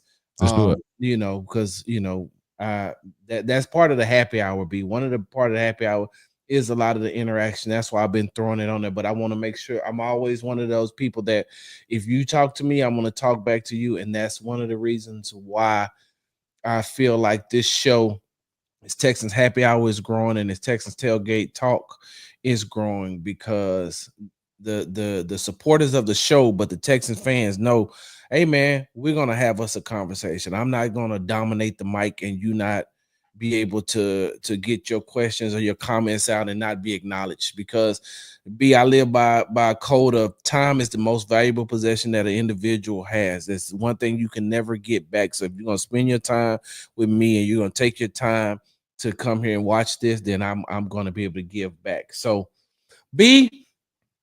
Tuesday, there's a lot of people that was pissed off at me, not just because of my Nick Chubb take, but because of what I said about the offensive line, right?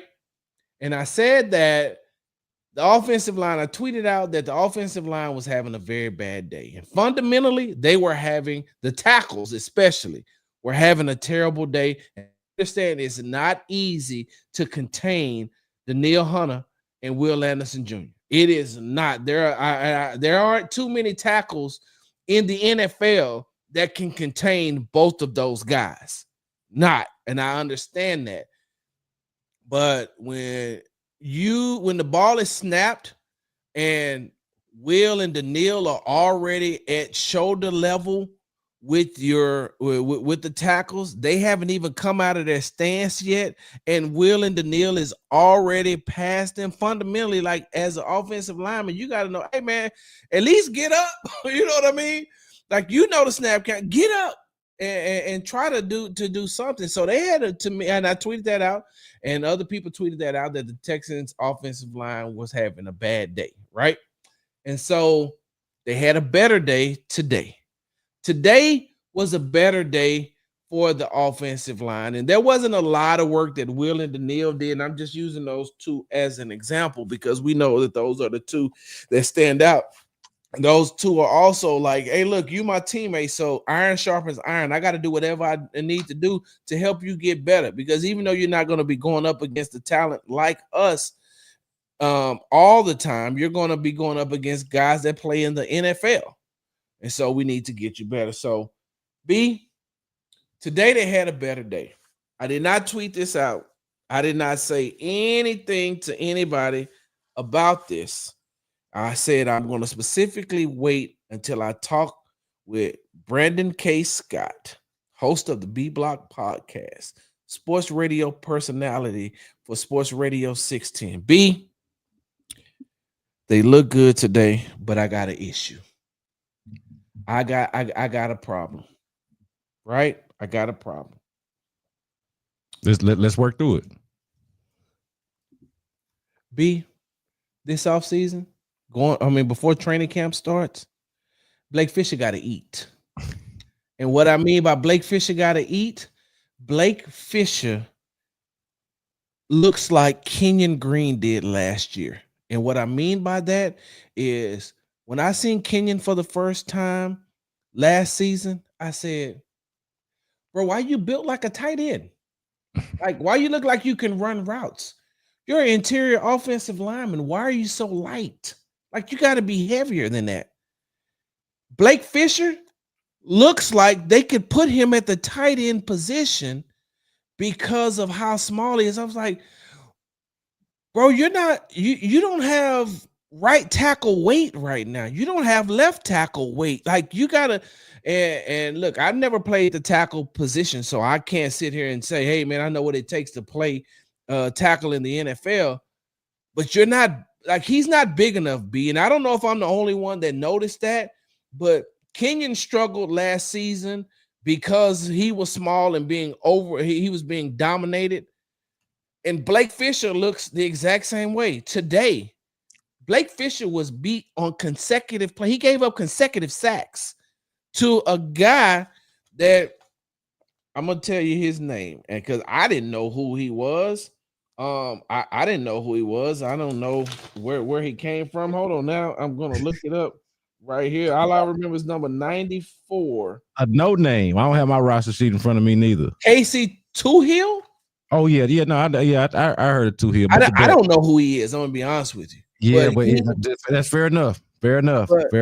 Yeah, a guy that nobody really knows his name is beating your starting right, or your potential starting right tackle.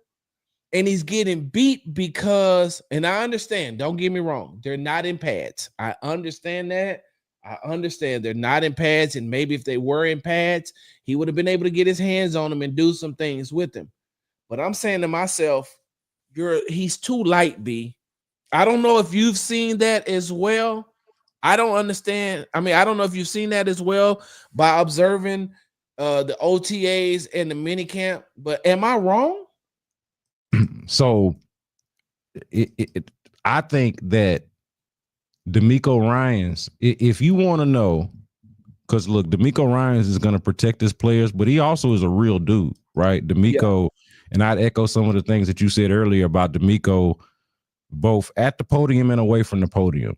Like, you know, they're going to be intentionally vague sometimes, and I've talked about sometimes our interests compete a little bit where we want information and they're motivated not to give information, and I think that's a fine component to the relationship. Like, it don't have to be no beef about that. But DeMeco Ryans, a real dude, had this to say. You standing right there, had this to say about Blake Fisher, and I think the weight issue or lack thereof not being big enough is tied to some of the stuff that they talked about or that DeMeco talked about. Okay. He started off saying that Blake had been dialed in and that he was doing a good job, but this is what they had been working on. The thing that we're working on with Blake is pad level. Can he work with good pad level, work with good knee bend, and be in a great position to protect? That's been the challenge for him, and we're continuing to challenge him on that. And he's done a really good job at improving daily, okay? So, like, a real dude, but also want to say something positive about his guy. But in there is the answer, right? The sort of the meat of the answer that DeMeco is trying to give you. Like, we're trying to get this guy trying to work on his pad level. Yeah. Okay, well, it would help if you had the weight and the strength to play with proper pad level, right? Like, pad level gonna only help you but so much if you lighten the ass or you just not strong enough, you know? Yeah. And so I thought, and this is the disappointment. This is not me to bash Blake Fisher, but I will say it is a little disappointing. I don't know what he was advised to do and what his offseason workout was, but the criticism from some of the football experts like Seth Payne, who you mentioned, who obviously played for 10 years in the NFL, 5 years for the Texans, was an original Texan defensive lineman, interior defensive lineman. His criticism of Blake Fisher even last year was that he clearly needed to get stronger. Very young player, like a actual 3-year guy. You know, like as young as he looks, he kind of looked doughy, kind of looked like a baby deer out there. You know, like you can see where he's gonna be big, but he ain't big yet. Yeah. And so I was actually hoping for the opposite, for the body transformation that you would expect for somebody that needed to gain weight their rookie year. You see Titus, for example, as somebody who looked like he trained to be a guard this year. Needed, you know, like before trained to be a tackle, and now just needed to bulk up and be a guard. And he did that. I would be interested to know how Blake was advised, and definitely agree with your point. When I hear you talk, when I watch him, you know, when we talk about it amongst ourselves, and then when I think back on what DeMeco had to say about Blake Fisher, giving a fair assessment of the pad level. Yeah, I'm right there with you. But it does also make me think with that competition at tackle. Okay, because you pointed this out yesterday on this very show. Sometimes it was Blake Fisher, sometimes it was Cam Robinson, and they just drafted a tackle in Ariante Ursery, who they think highly of. Yeah, I'm very intrigued once we finally do get to training camp, Sarge, what that tackle competition is going to look like, because it's interesting to me that leaving the season, end of the season, it felt like the greater and more urgent needs were on the interior. And based off of what we've seen so far, can't base everything on that, but just based off of what we've seen so far, they feel pretty comfortable with they mix of interior guys, whether we like it or not, I think it's going to be good or not. They've been fairly consistent with who they think those guys are going to be. And the tackle situation seemed much more like a curious case, like a question mark that I don't know if any of us got the answers to yet. Yeah, but B, the crazy part about it is the best tackle they have on the team is playing right guard. And that's the one I've been saying that since I seen that at voluntary OTAs. The very first time I looked at it, I came right here on the Texas Happy Hour. I said it on the Texas Tailgate Talk podcast. I don't like Titus Howard playing right guard. I do not. I don't. We in lockstep. We in lockstep. We in lockstep on this. Like I got no notes and no pushback on you for you on this. I just don't, man. He is a tackle. He's told you he's a tackle. He's told you on numerous occasions, hey man, I am a tackle. But also, and Titus gonna be up for an extension here pretty soon, right? Oh, man, it feel like, man, I don't know. They don't want to pay him as a tackle. You know, I like Titus a lot, man. It feel like his days here are numbered. Yeah, I feel like his days here are numbered. And it may be, but when you look at it, and you know, one of the things I keep bringing up on the offense about the offensive line, right?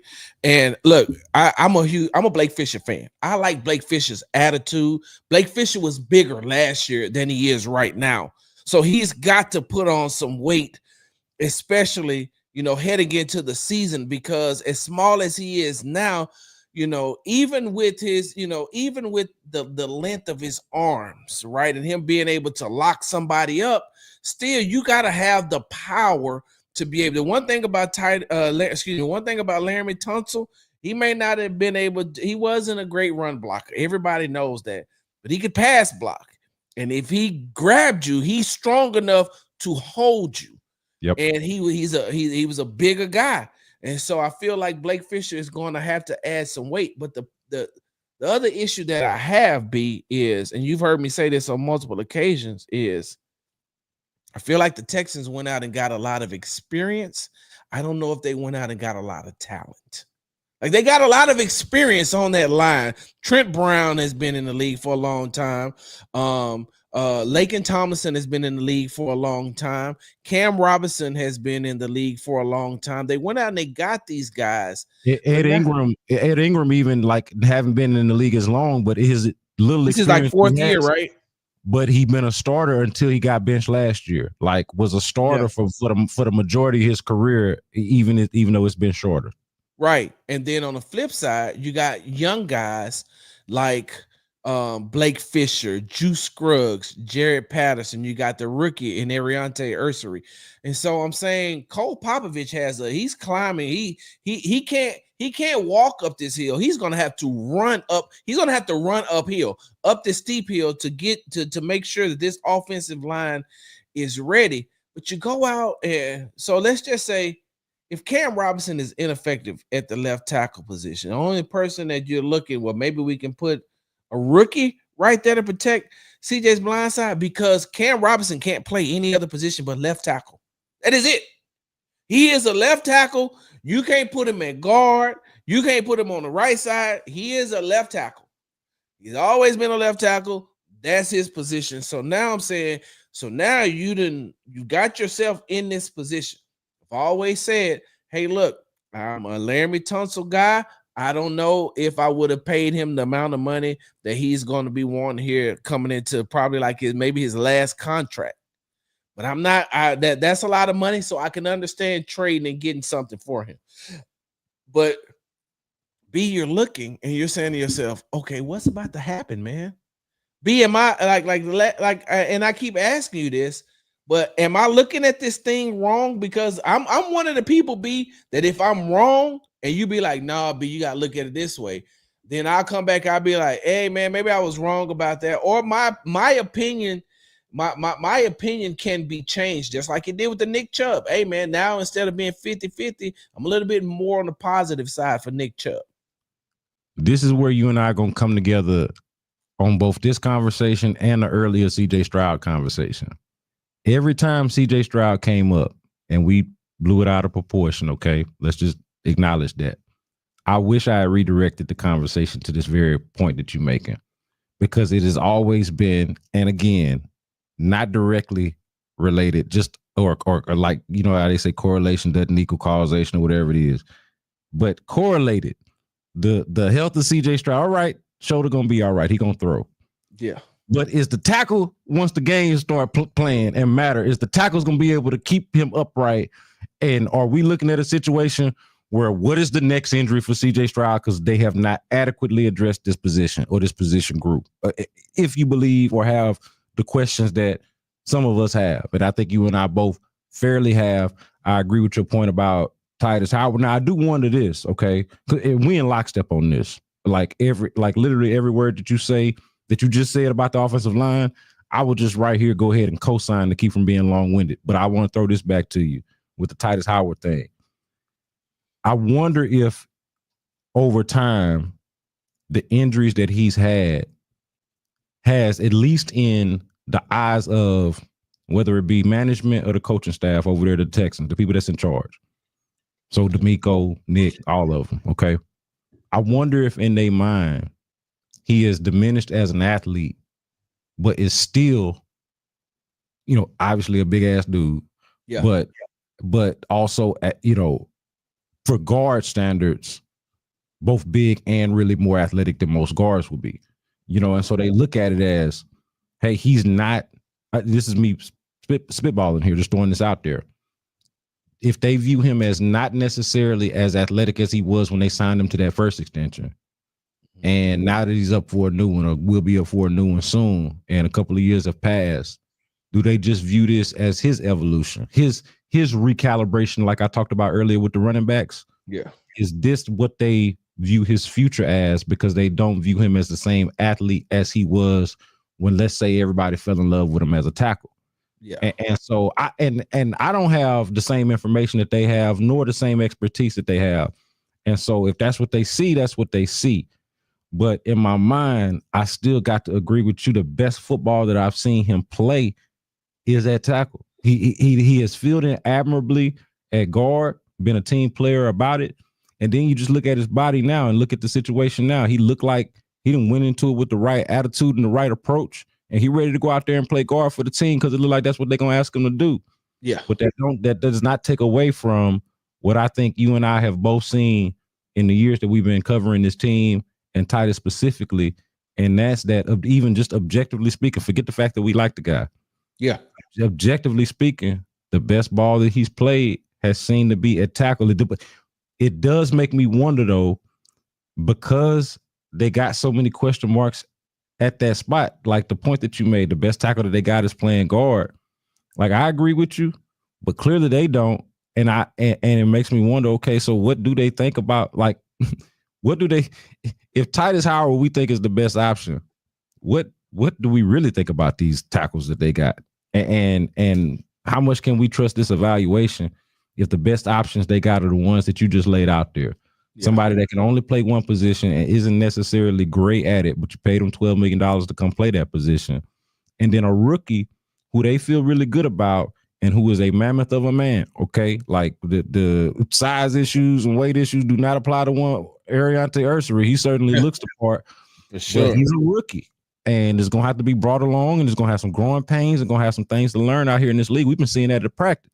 Yep. So that's definitely going to show itself when they play games, or if and when he gets into a game. So I'm right there with you. I'm concerned a little bit more so about, I put it to you this way. I'm much more concerned about and curious about what's going on at the tackle position and therefore the offensive line overall than I am, say, CJ Stroud's shoulder. But those things end up being related if, God forbid, we be right about this offensive line and it ain't ready to do what it need to do. So that's the big question mark going into camp for me. And especially if you, like, don't get me wrong, I think that Trent Brown, I like Trent Brown. I like what Trent Brown used to be, but he's been in the league for 11 years and he's had an injury history as well. And so if you're waiting on him to get healthy and then he's going to play right tackle, like, it's just, like I said, it's too many uncertainties, man. And I know that we're only in June. And so, I feel like instead of going out and, making competition at the running back position and bringing in other running backs, whatever the case may be, you might need to go out and find some other players. Hold on. Cause I think that there's one player out there that I would love to see the Texans go out there and get. Let me see if he's still available. While you pull it up, hold on to the thought while you pull it up, because I do want to say this, man. It is a disappointment. Okay, and again, I'm using the caveat that all of this could work out, and maybe none of this end up mattering later on. But it seemed like at the end of the season, they didn't really have a tackle problem. They more so had, and I know Blake Fisher had his ups and downs, was a rookie and all of that, but Titus was still an option at right tackle. And at that time, they still had Laramie Tunsil. This is before they traded Laramie Tunsil, right? Yep. They didn't at that point, to me, they didn't really have a tackle problem, unless you want to gripe about the false starts and the illegal procedures and the penalties, whatever. Okay, I understand. But they ain't had no tackle problem to me. They had interior problems. And it looks like now, fast forward to early to mid-June, here we are at the end of minicamp, and they addressed the interior problems. Like those are the issues that they had, not tackle problems. They addressed the interior problems, but created tackle problems. Yep. And oh, by the way, we're not still exactly sure if the interior issues that they addressed, that they did it in the right way, that they did it in an effective way. So I'm not sure that you actually solved the problem that you already had. And it looks like you have created a problem that you didn't already have. Yeah. And so, again, the offensive line could work together on the string. To me, I still believe that you don't need any one offensive lineman to necessarily be as good as Laramie Tunsil. They just can't be as bad as what they've been getting from the interior the last couple of years. And if you get 5 guys playing on the string, none of them got to be all pros. They just can't be bad. They got to be good or good enough. And so do they have that? Do they have base level offensive line play is the question. Fig. Fig in the house. What's up, Fig? B, before you go, I'm just gonna say this. Who's the lineman you was thinking about? I'm about to tell you. That's what I said. Before you go, I just tweeted this out. I tweeted it because I didn't want to forget. I'm with that. I respect that. I write down everything. I'm old and it's happy hour. Hold on. B, Texas need to go out and get George Fant, damn it. Go get George Fant. Hey, bring him back. Since we reuniting, since we getting the band back together, they went out and got they brought Sheldon Rankins back. Right. Go get. Hey, listen. I see Tremont Smith. I thought I seen Tremont Smith out there. They bringing cats back that we seen before. Go, George. And look, that's why I looked it up. George Fant, the last team he played for was the Seattle Seahawks, right? The last team he played for is Seattle Seahawks. I follow him on Instagram, and I was like, well, wait a minute. I ain't seen no videos or pictures about him being in any any OTAs or any mini camps. So that means, guess what? He's still available. And he wasn't bad when he was here. He was not bad for the Texans. Now, he was good enough for them to move Titus Howard to guard. Bro, if they listen, now it would have to be some mending of the relationship between him and a certain person in the organization. It's gonna take some, some, hey man, I know we got off to a rough start. I know the last time you was here, blase this, blase that, but we want to bring you home. We want to bring you back and we want to bring you home. We understand. Hey, man, look, things happen. Things happen, man. In the business, when you're in the business, especially in the NFL, things happen, man. Let's just let bygones be bygones and come on back over here, man. You see what we got going on over here. You see what we working with, man. We know you love living in Texas. We know that. We've seen the camaraderie that you had with these guys. Man, come on back on over here. And then if you bring him back in for a year, you can give Blake Fisher another opportunity to learn and to get better. Even if you're just bringing George in for a year, hey, man, we're going to bring you back, and this is what we're going to do. I'm surprised that they didn't go out and look for George Fant, to try to pick up George Fant. And that may be the plan. They may be talking to him right now.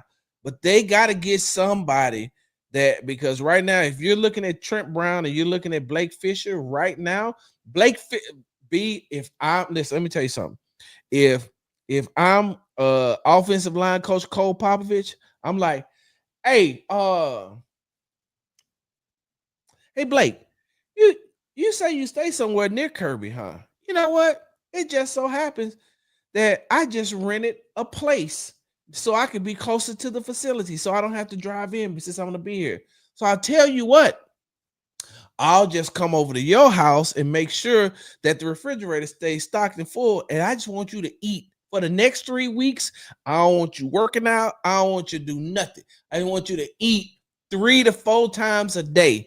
Let us put the weight on you first, and then we know how to cultivate the weight while you own it. Now listen, I'm talking about I want you doing cardio. I still want you lifting, but I don't want you you don't need to be running. You don't need to be doing none of that. Matter of fact, if you can, I would like for you to abstain from sex as well. Look, everything is on the table because you gotta Blake, I need you, but I need you to gain like 20 pounds. Either that or go rent a room at the Neil Hunter house. He said he put on 5 pounds of muscle. And I'm looking at him like, that's crazy. That's him saying that is crazy. I just want to point that out. Neil Hunter talking about he added muscle is insane. Oh. But I gotta say this now. You know that's not the play. I'm gonna tell you the places we done brought this since you done went down this direction now a couple of times about food, and we was talking about the offensive line and some of the offensive linemen. You know better than this, man. You know what the play is. It ain't Cole Popovich renting a place on Kirby or them staying. It ain't going to the Neil Hunter house. It ain't that. I'm gonna tell you what it is. What is it? Attached to the hip with Titus Howard. Because look, and I'm trying to say this as nicely and respectfully as I possibly can. That's a man that know how to eat. That's a man that know a good plate when he see one. And that's a man that is going to have a good plate come hell or high water. Football be damn. He going to come out there. He going to be ready to play, but he going to get him a good meal because Titus is a Southern gentleman. From Alabama. His mama can cook. His mama can cook. From what I understand, his wife can cook. And this what he about, good eating. And when I say good eating, I'm not even necessarily always talking about healthy eating. I'm talking about good eating. Food to put you to sleep type of thing. Hey, man. All right. And so that at least to me is the play. Yep. The play is link up with Titus Howard, figure out where he get his place from, and get you a plate. You know, you remember they say, come get you a plate. Yep. Exactly. Blake, come get you a plate, dog. Yeah, for sure, man. And like B, that's all I just want him to I keep harping on it, I keep saying it. I just like I'm looking at it. And B, after he got beat twice, the second time he got beat, and then he was coming out, he just stopped and he just stopped on the field. And you could just be like, you could tell he was dejected. Then Cole Popovich came up to him and said a couple of things. Then he came over, he took a knee. He just sat there for a second on that one knee. And then he got up and he joined the rest of the team. But you could tell that he was affected by what happened. And I'm saying to myself, that's going to continue to happen if you don't put any weight on you. Listen, I know that Kenyon Green is not a popular name. And I know that everybody, you know, he's the one that everybody will harp on and say this, that, and the other. But when he came back to camp last year, as small as he was, I said, you're going to have some issues. And you're playing like playing on the offensive line, you can't be skinny. Like you can't be skinny. Like Blake Fisher is tall, but he's skinny. And that's the problem. I'm like, you can clearly, because they have him listed at 312. The only way he gonna be 312 is if Exhibit pulls up and put 2 cement blocks in his pocket from Pimp My Ride. You know what I mean? Exhibit gonna have to show up. And put 2 of them cement blocks in his pocket for him to make 312. I looked at the thing today. I said, man, ain't no damn possible way Blake Fisher is 312 pounds. Even being 6'6", he's still that height. He's still not 312 pounds, B. It's an aspirational listed weight. it's the weight that they want him to be, not the weight that he is. B, hold on. That's the equivalent to them always trying to put on the roster that Alex Bregman was 6 feet. I said, well, which Bregman? Yeah. It must be his brother Bregman, because this Bregman ain't no 6 feet. Yeah, if he's 6 feet, I'm 6'3". If he's 6'3", it's way more shot blocking on that team than I thought. On that baseball team, it's way more rim protection on that team than I realized. If he's 6 feet, Tyler, I didn't know that you had watched Pimp My Ride like that.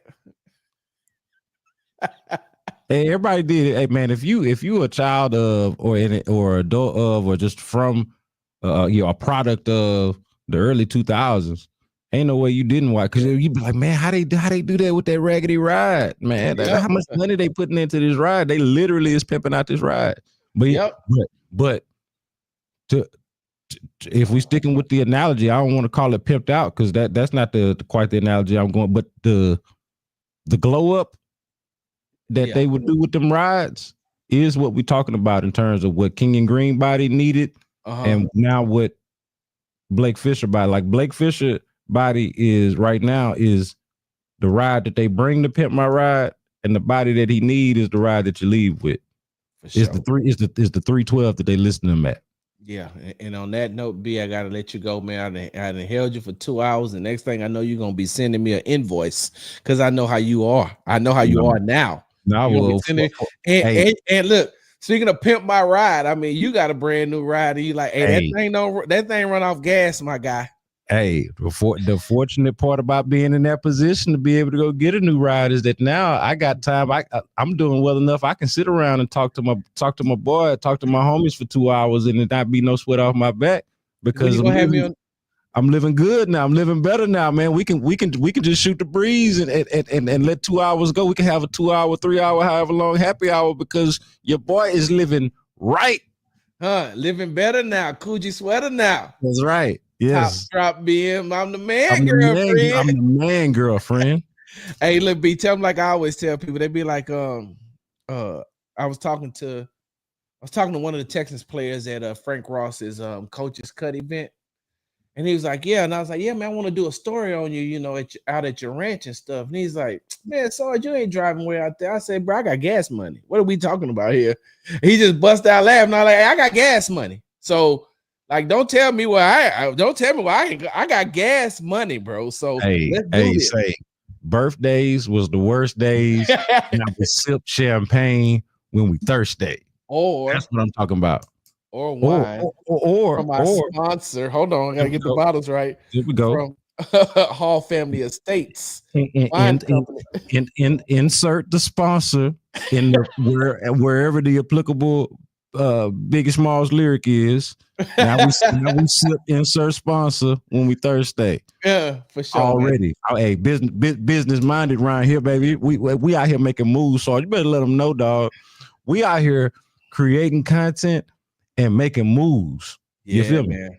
Yeah, B. And listen, let me tell you something, man. I appreciate you taking the time, spending your time, because you've had a very busy day, and I know you've had a very busy day because I seen you at 9 o'clock this morning, and it's 8:05, and I'm like, we both been moving and shaking, and I was like, well, but I mean, you had to do more because you had your spot on the show today, and which, by the way, man, I got a chance to watch. You did a great job. I'm still kind of freaked out because when Clint was like, what did he say? I got a little something for JJ Taylor or something. What did he say? Oh, yeah. They do these weird sexual innuendos on that show. That's why I was like, wait a minute. What? Hey. And Ron couldn't get Motor's name right. And I was like, what? What are we doing? What are we doing here? That's the vibe of their show, man. And T Mill, I see is in the chat. T Mill can tell you, man, they and they mean it all in good fun, but they like them a good football sexual innuendo, because Clint Thang being a former quarterback, he's a legend at Arkansas, had a cup of coffee in the league and all of that. He'd love the game, so he called himself football horny. Yeah, and that's like their thing when they get to on a football topic that they really like. Football horny. And I ain't gonna even lie, I love what they were doing that Kikuchi thing. Yup. Hey, and that's That's Tyler and Clint and Ron too. They lean into their sophomoric tendencies and don't shy away from it, don't run away from it. And I appreciate and respect that they are true to themselves. Yeah. But you're gonna get some of that, and then the motor thing, you know, that's another one of the themes of the show is getting people name wrong. Yeah. Because they do it sometimes on purpose or on accident. Yeah. You know, and I think it happens more on purpose now because it happens on accident. And now they have just leaned to it as a thing. It's another part of the theme of their show is getting names wrong, which I can relate to, you know, and you know, we can both spend some time out in the country, not just city boys, but to spend some time out in the country where sometimes we just call the thing the wrong thing, but whatever we call it is what it is. Huh? No. That's another example. I definitely was calling him Noah. I think that I asked him a question. I think I asked him, hey, man, what did the Houston Texans get from Jalen Noel? I think I asked him that. I was like, damn, I think his name is Noel. Hell, listen, do you know how long I called Kelly Iko? Until he had to tell me, hey, man, it's Iko. I said, hey, bro, I'm from the South, bro. That IKO is Iko to me. Hey, and look, I correct people all the time because I hear it on the radio or I'll hear somebody mispronounce his name. And do you know how I got his name? And obviously, I know Kelly too. But do you know how I ended up getting his name right? How? He briefly had a podcast with The Athletic, and he's still writing for The Athletic, but he had a podcast that was called, and I was able to use context clues. This year, boy, is intelligence coming into play. And it was called The Ecosystem. And so the fact that they made that play on his name a play on words using his name was how I knew that's how you pronounce it, because they wouldn't make it the ecosystem. Right. It's the ecosystem. Exactly. Right. And so that is how I learned his name, not from asking him, not from hearing him say it, not from, you know, knowing him obviously as we do. It was from noticing what they did with that podcast, calling it the ecosystem. Like, oh, that must be how you actually pronounce homie name. Yeah. So, well, speaking of podcasts, tell them where they can find yours at. The B Block Podcast twice a week. We are a Foolish Club media partnership. Speaking of making moves, proud to be doing that with Foolish Clubs, and also shout out to Run the Show Hughley, who is helping lead that project. And so we having a good time, man. Twice a week, B Block Podcast, wherever you get your podcast from. That's what I'm talking about. Hey, I nailed it that time. And also, you know, you can catch us on YouTube, you know, similar sensibilities. Even if we don't necessarily agree on the same thing, we got the same sensibility of we don't want to BS you. Even if that's the initials, even if the initials is Big Sarge, even if the initials is Brandon Scott, we are not here to BS you. We are here to give you our honest opinions and insights that we get from being, as you mentioned, Sarge, earlier, the boots on the ground. And even if it's a disagreement, it comes from a genuine place. For sure. And it's the type of thing where we can go back and forth. And I'm not married to the opinions in such a way where I can't be swayed by somebody that comes to the table with more sense. I think this is something that you and I both share in common, but really something I speak for myself on. One of the best parts about me is I know good sense when I see it. Yep. And that's why me and you, I think, click so well, because we know we got sense enough to know good sense when we see it and nonsense when we see it. So yeah, man, check us out. B Block Podcast, and obviously the radio stuff I mentioned twice a week. Catch me on Wednesdays at 4:40 and on Tuesdays 11 to noon. Tuesdays 11 to noon, and that's with In the Reggie. Yep. Wait, hold on, Reggie Atatula. Atatula. Reginald Atatula. Yeah, he's from the motherland. And Figgy Fig. Yep. And Landry Lopez. Yeah. Look, Figgy in here say he was messing up Pendergrass early on, calling them Pendergrass. Hey, that's a blast of two America's thing. You know what I'm saying? That's Figgy growing up in a black household. For sure. About, you know what I'm saying? And I still call him Pendergast. You know, it's Sean Pendergast, but I still call him Pendergast. Pender.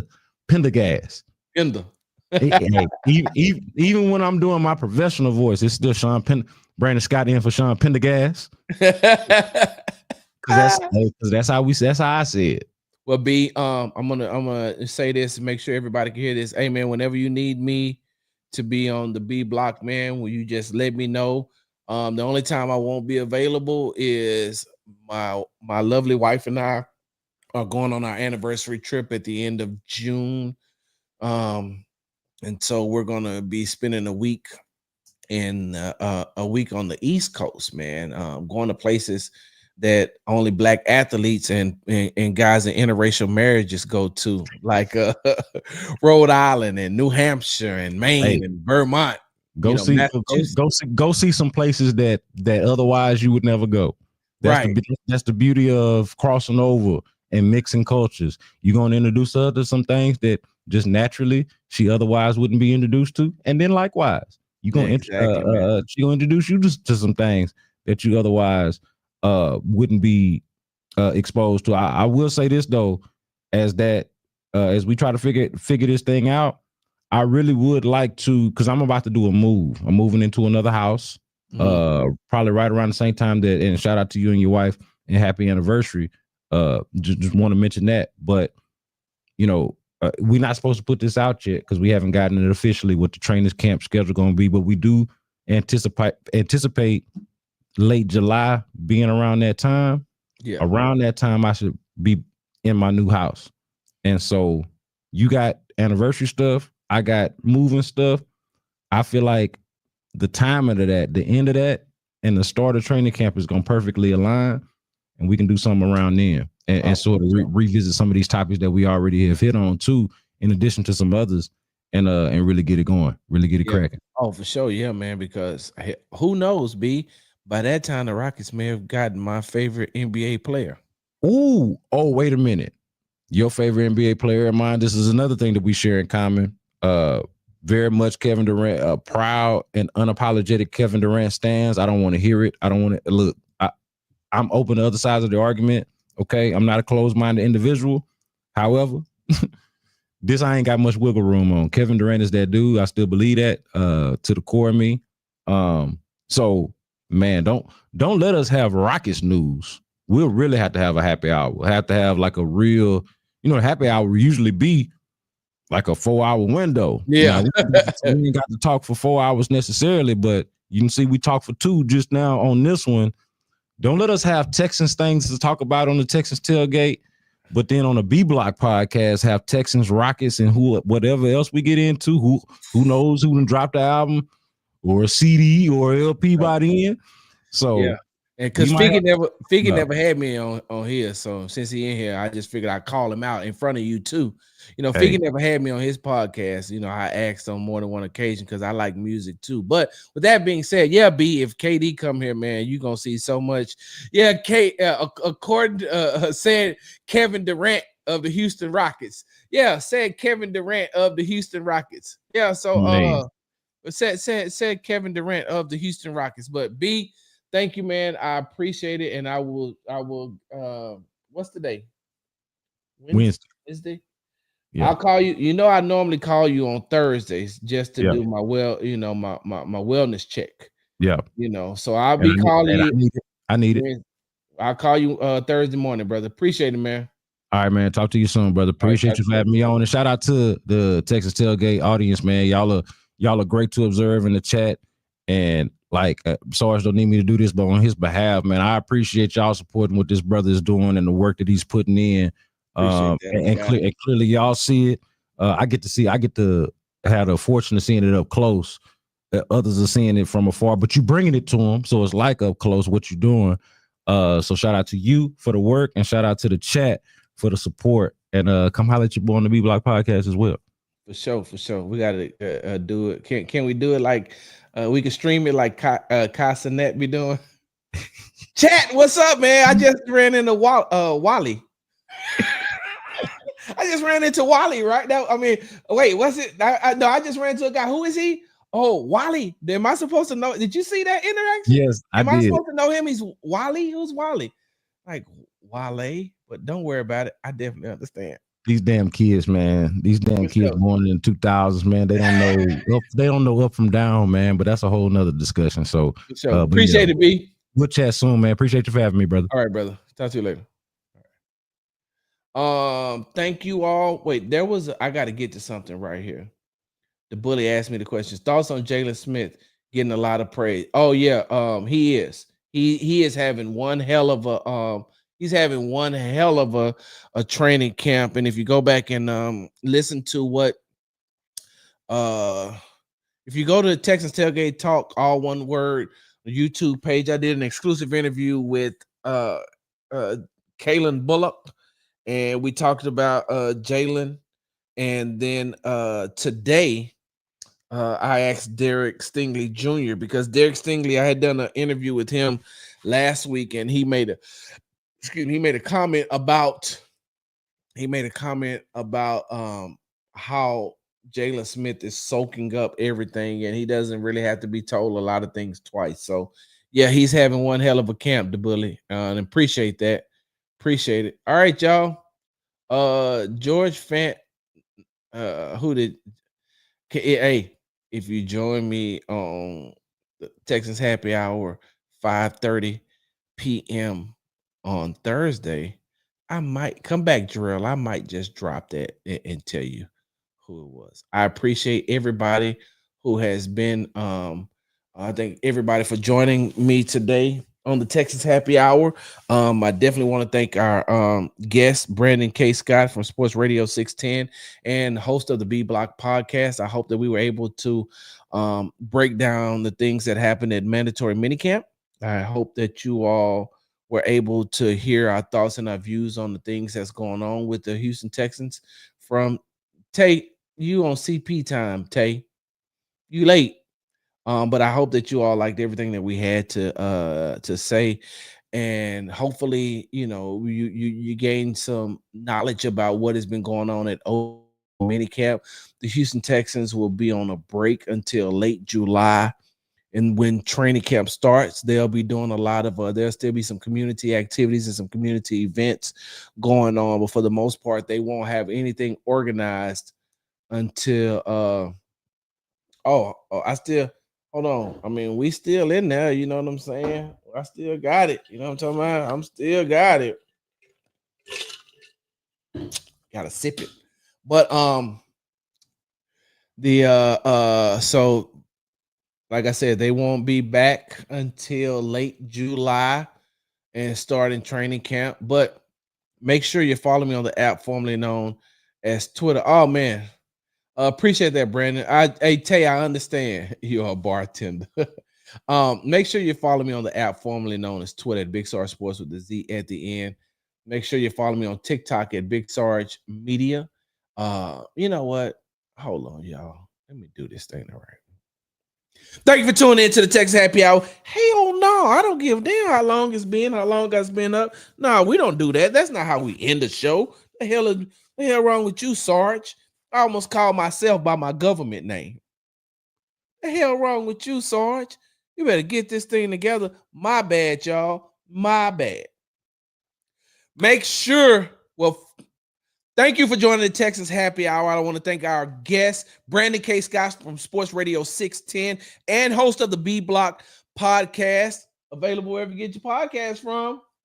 Make sure you go out and you support that brother. He's one of the best brothers.